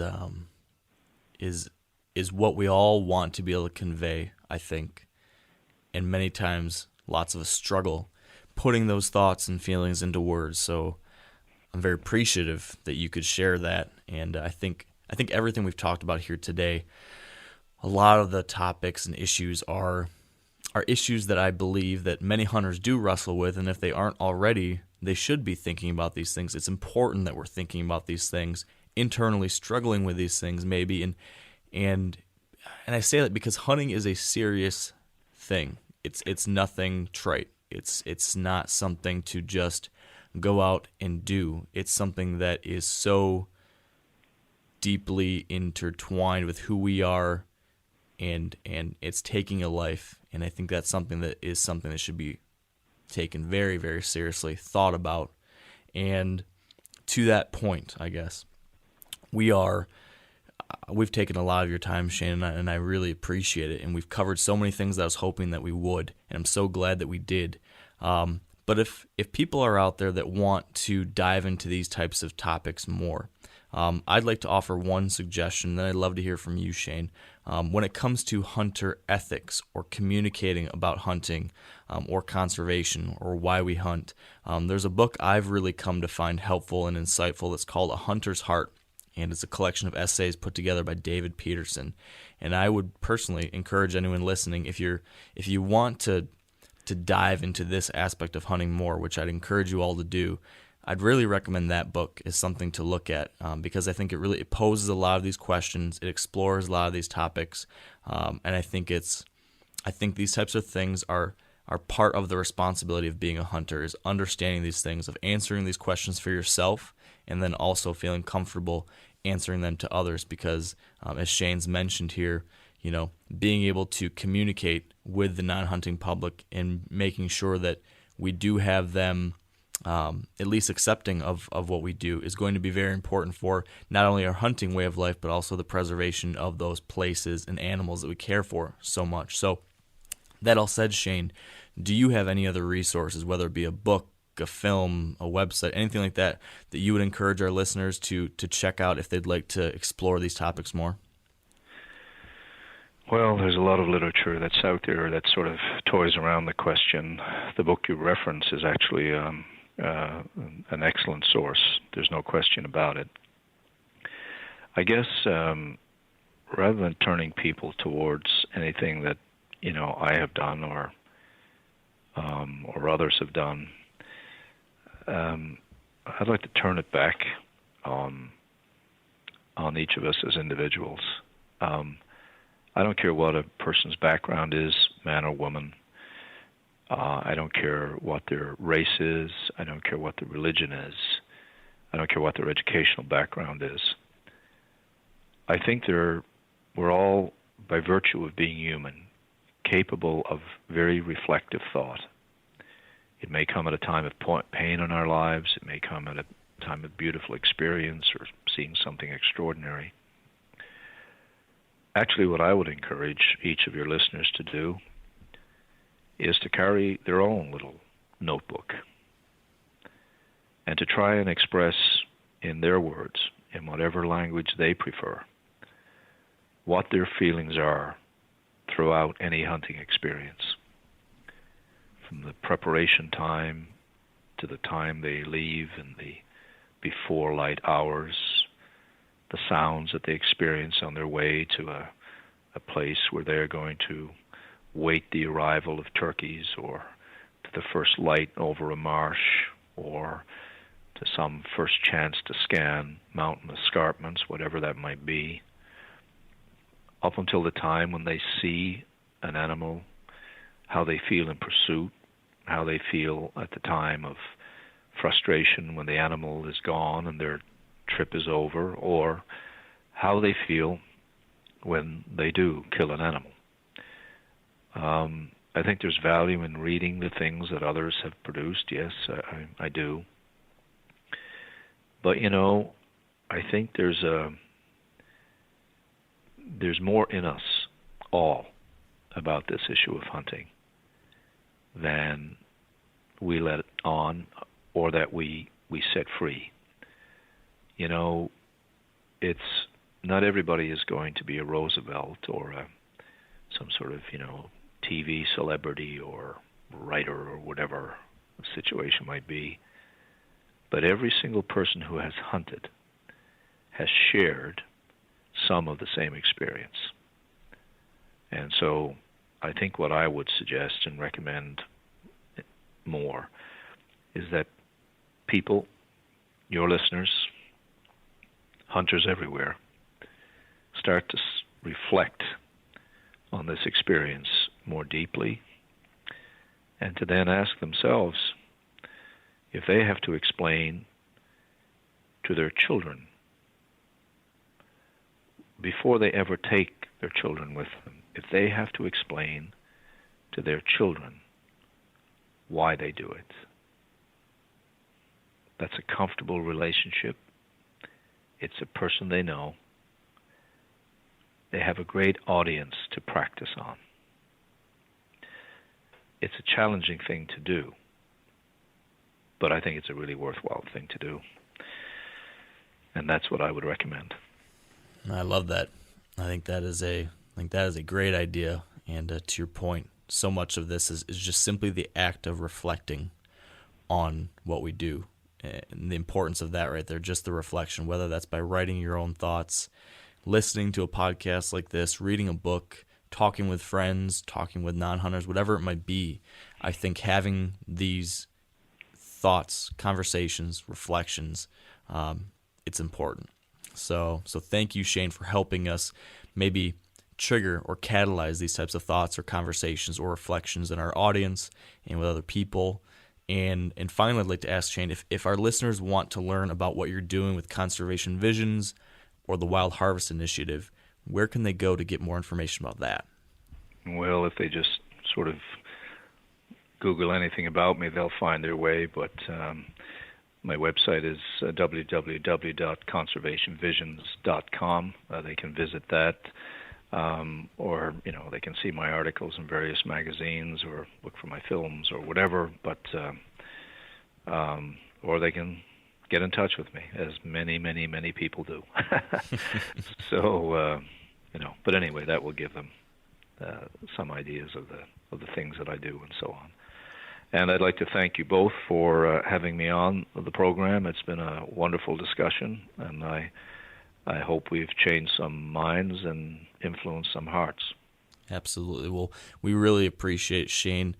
Please know that we appreciate what you're doing for wildlife and wild places and hunters and our hunting way of life. And please keep on keeping on. It's a great thing. So thank you for your time, Shane, and have a great rest of your evening. Okay. Thanks very much. Merry Christmas to everyone. Soon be upon us. You as well. Okay. Good night. Bye-bye. Bye-bye. Wow.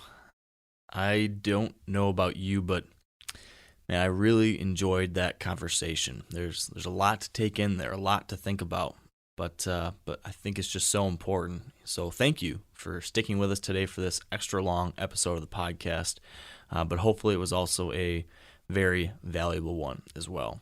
So moving on, we do have two important announcements. First, as I teased at the beginning of this episode, I've decided to launch a sweepstakes for the next couple weeks, essentially just to say thank you.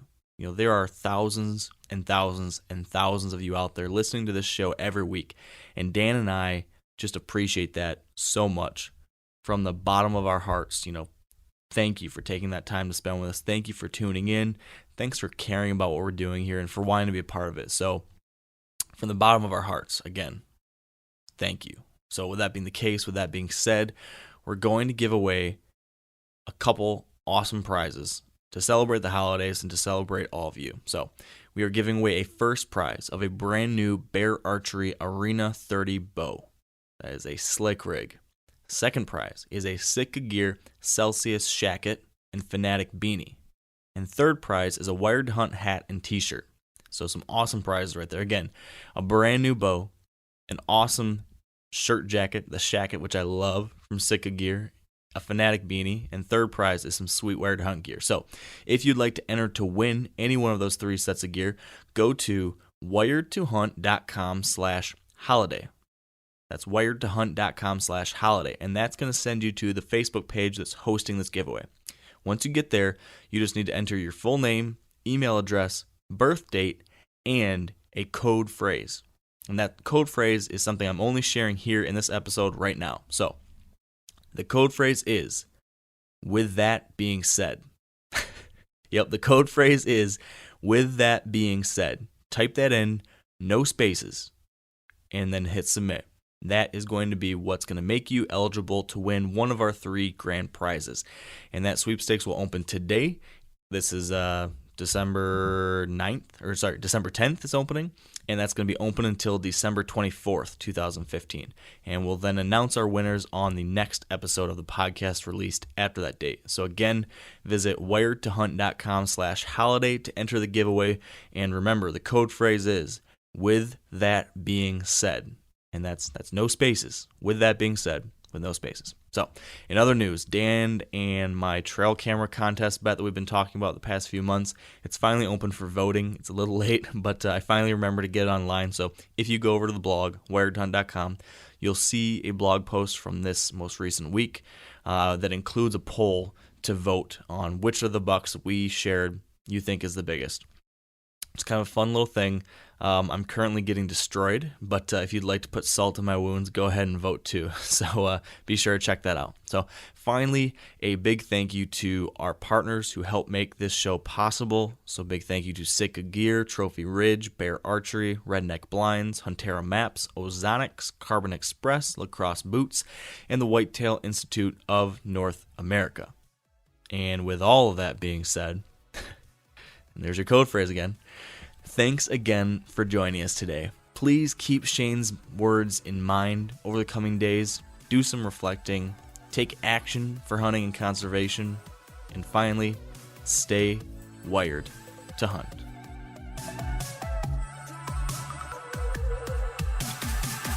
I'm sure a lot of you guys remember the old ceremonial hunting tradition of eating the heart out of the first animal you kill.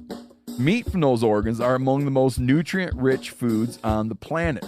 You can get those same benefits your ancestors craved via convenient daily capsules from Heart and Soil. Find out more at heartandsoil.co. And remember, use code MeatEater for 10% off your purchase. Outdoor adventure won't wait for engine problems. Things like hard starts, rough performance, and lost fuel economy are often caused by fuel gum and varnish buildup. Seafoam can help your engine run better and last longer. You simply pour a can into your gas tank. Hunters and anglers rely on Seafoam to keep their engines running the way it should the entire season. So pick up a can of Seafoam today at your local auto parts store or visit seafoamworks.com to learn more.